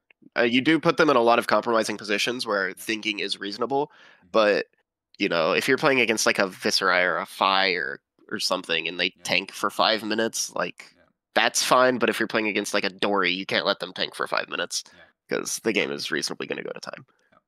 And you don't want to draw. Like, I mean, you don't want to draw. Drawing is way worse than losing.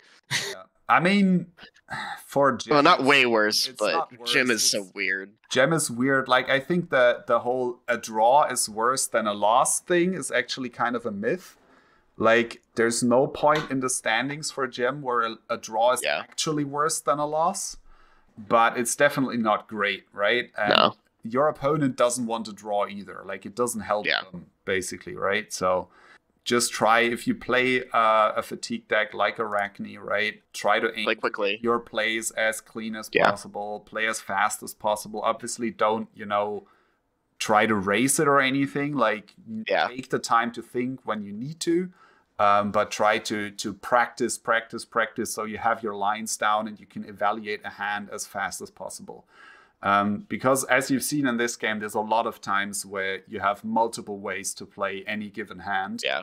Depending on what your opponent does. And 4 to 5 different plays per hand is... You can recognize those lines at a glance, basically.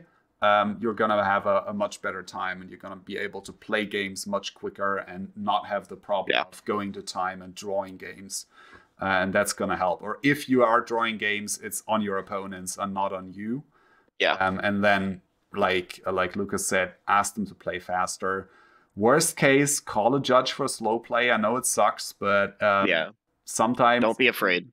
If you play slower decks, it's something that you need to be conscious of. There are people out there that play with the intent of drawing you if they're in a fatigue state. It's very rare, but it happens sometimes. Like, don't assume any opponent is going to do that. Like, give them the benefit of the doubt, right? Just give them the benefit, like, just think that they're probably not very experienced with the Arakni matchup.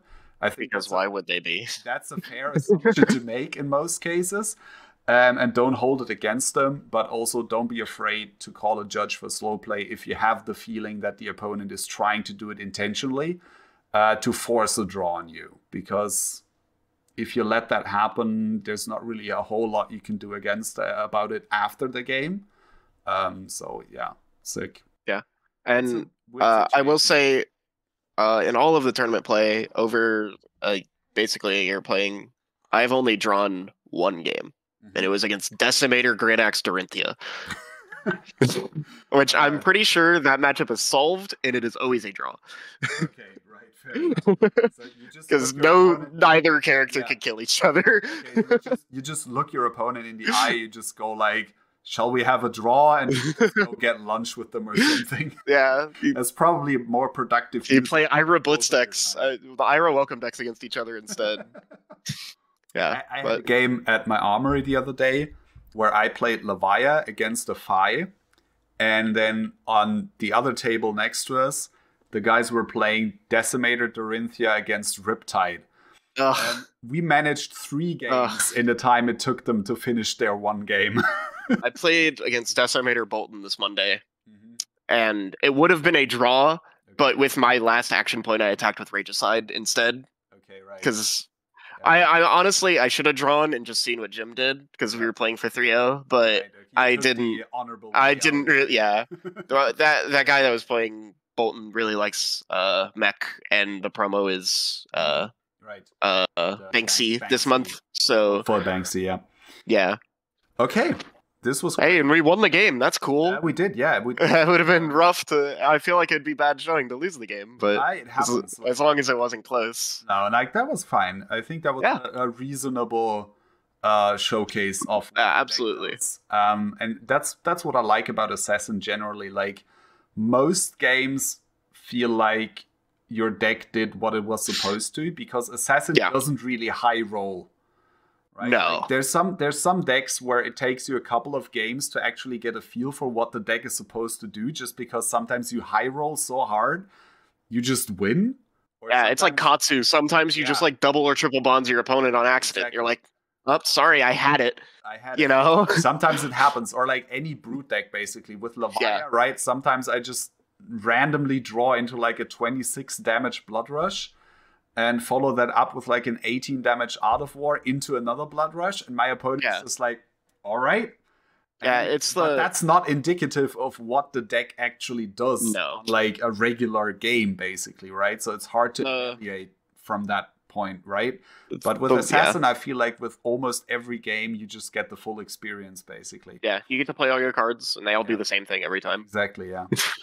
The one loss I had in Swiss of the PTI event was against a Bolton, and it was just Lumina turn, V turn, Lumina turn, V turn, Lumina turn. And I was like, he just presented 18 every turn for 5 turns straight. Like, a lot of decks are going to lose to that. And like, Arakni is pretty staunch blocks out very well. It just wasn't enough. And the hand I died on, I drew up 4 total block. Okay, I drew up Codex, Plague Hive, Sigil of Solace, which is Sigil of Solace in my arsenal. And harsh. I was at like 5. Yeah, and he went, V? I was like, oh, charge twice. Okay. GG. Yeah, you got it. That's rough. Yeah. I mean, sometimes it happens, right? It happens, it's a card game. There's low and there is a bit of variance.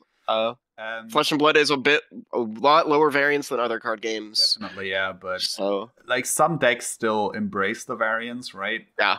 Obviously, Brute does, but also a couple of others. Like if you play Dash.io, that deck's so much fun. You live with the fact that you're gonna lose a couple of games just because you randomly draw like all item hands and there's nothing you can do about it. But on the other hand, you also have games where you just have turns where you draw like 6 cards in one turn and just do like 30 damage, and your opponent's just like, what the fuck? Yeah, you do 30 damage through all their armor in their hand, and and there's not much they can do. It's kind of like Dash.io feels a bit like playing a Berserk Levia deck. Yeah.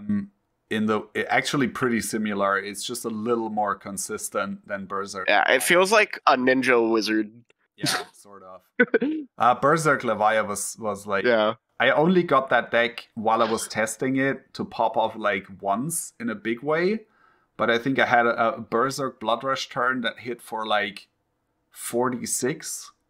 Oh, yeah. Like that. And that's just like, that is pure dopamine. You continue playing the deck and you realize that these kind of that never happens. Yeah. 1 in 20 games or so, and then you're like, okay, fuck it, I'm cutting Berserk. It's not worth it. Yeah. One of our last pro quests, Levi Roush showed up and a few other players, and Levi got turned to OTK'd by Berserk Reinar. Rough. Like no pitch stacking, no nothing. Just like Blood Rush Berserk 48 you. And nice. It was because I was playing Fi at the time, and I was playing against a Lexi, and we were just full racing each other. I had a my opponent was playing Fi. I was playing Lexi. I had a double Rain Razor's turn, and he had a double Ardor turn, and we just both started the game at like 12. And then Levi just went walking by behind the Fi, and I was like, what happened? He went, oh, I lost already. And we were like, we're 4 minutes into the round. It happens, yeah. Yeah. So I'm excited to see how KO pans out, too, as being a Berserk deck, possibly. Like, I think it was very smart of them to only give him a single weapon. Oh, yeah. He can't have 2 claws. Yeah, if you had 2 claws, that deck would be completely absurd. I think with a single claw, you can still have absurd turns. Yeah, I think he's still so powerful, too. He's still pretty strong. Like, just the fact that you can have a Berserk deck that basically never misses on Berserk is pretty strong. Is scary. It's kind of scary, but I'm interested to see where he ends up. Like, we need to see more of the set to really know what he's gonna do, because right now I feel like losing the other claw just cuts into the ceiling of his blood rushes in a way that's hard to compensate for. But yeah, we're gonna see where he ends up. Yeah, so. I'm excited. I mean, like, and he also just like gives 1 free point of value every turn. Yep. If you with the might token, absolutely, yeah, that's pretty strong. Yeah. All right. Anyways, this video has definitely been gone on long enough. I think by the time I finish editing this is going to be the longest video on my channel. So, excellent. To anybody still sticking around right now, thank you for watching. I hope you took something away from this video. Maybe we got you interested in playing some Arakni. With the upcoming changes with coercive tendencies, I think they're definitely a hero that's worth checking out. And I could definitely see them making some more splashes in like the competitive scene than had so far. I really think Coercive Tendencies is a card that has the potential to give the deck a big power boost. It's a big power boost. And it's gonna change the way the deck is gonna be played and be perceived, I think, for sure. So if you want like a starting point for an Arakni deck to check out that you can then work Coercive Tendencies in, I think this is a very good deck to do so.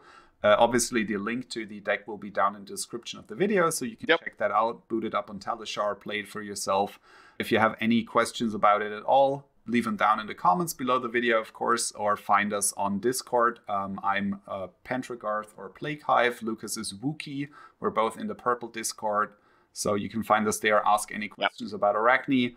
And yeah, with that, I think it's time to finish this whole thing. Do you have any like last words to anyone or anything to add? Play Arakni. It's fun. It's a lot of fun. Right. I think that's a good closing word. And with that, I'll see you in the next one. Bye.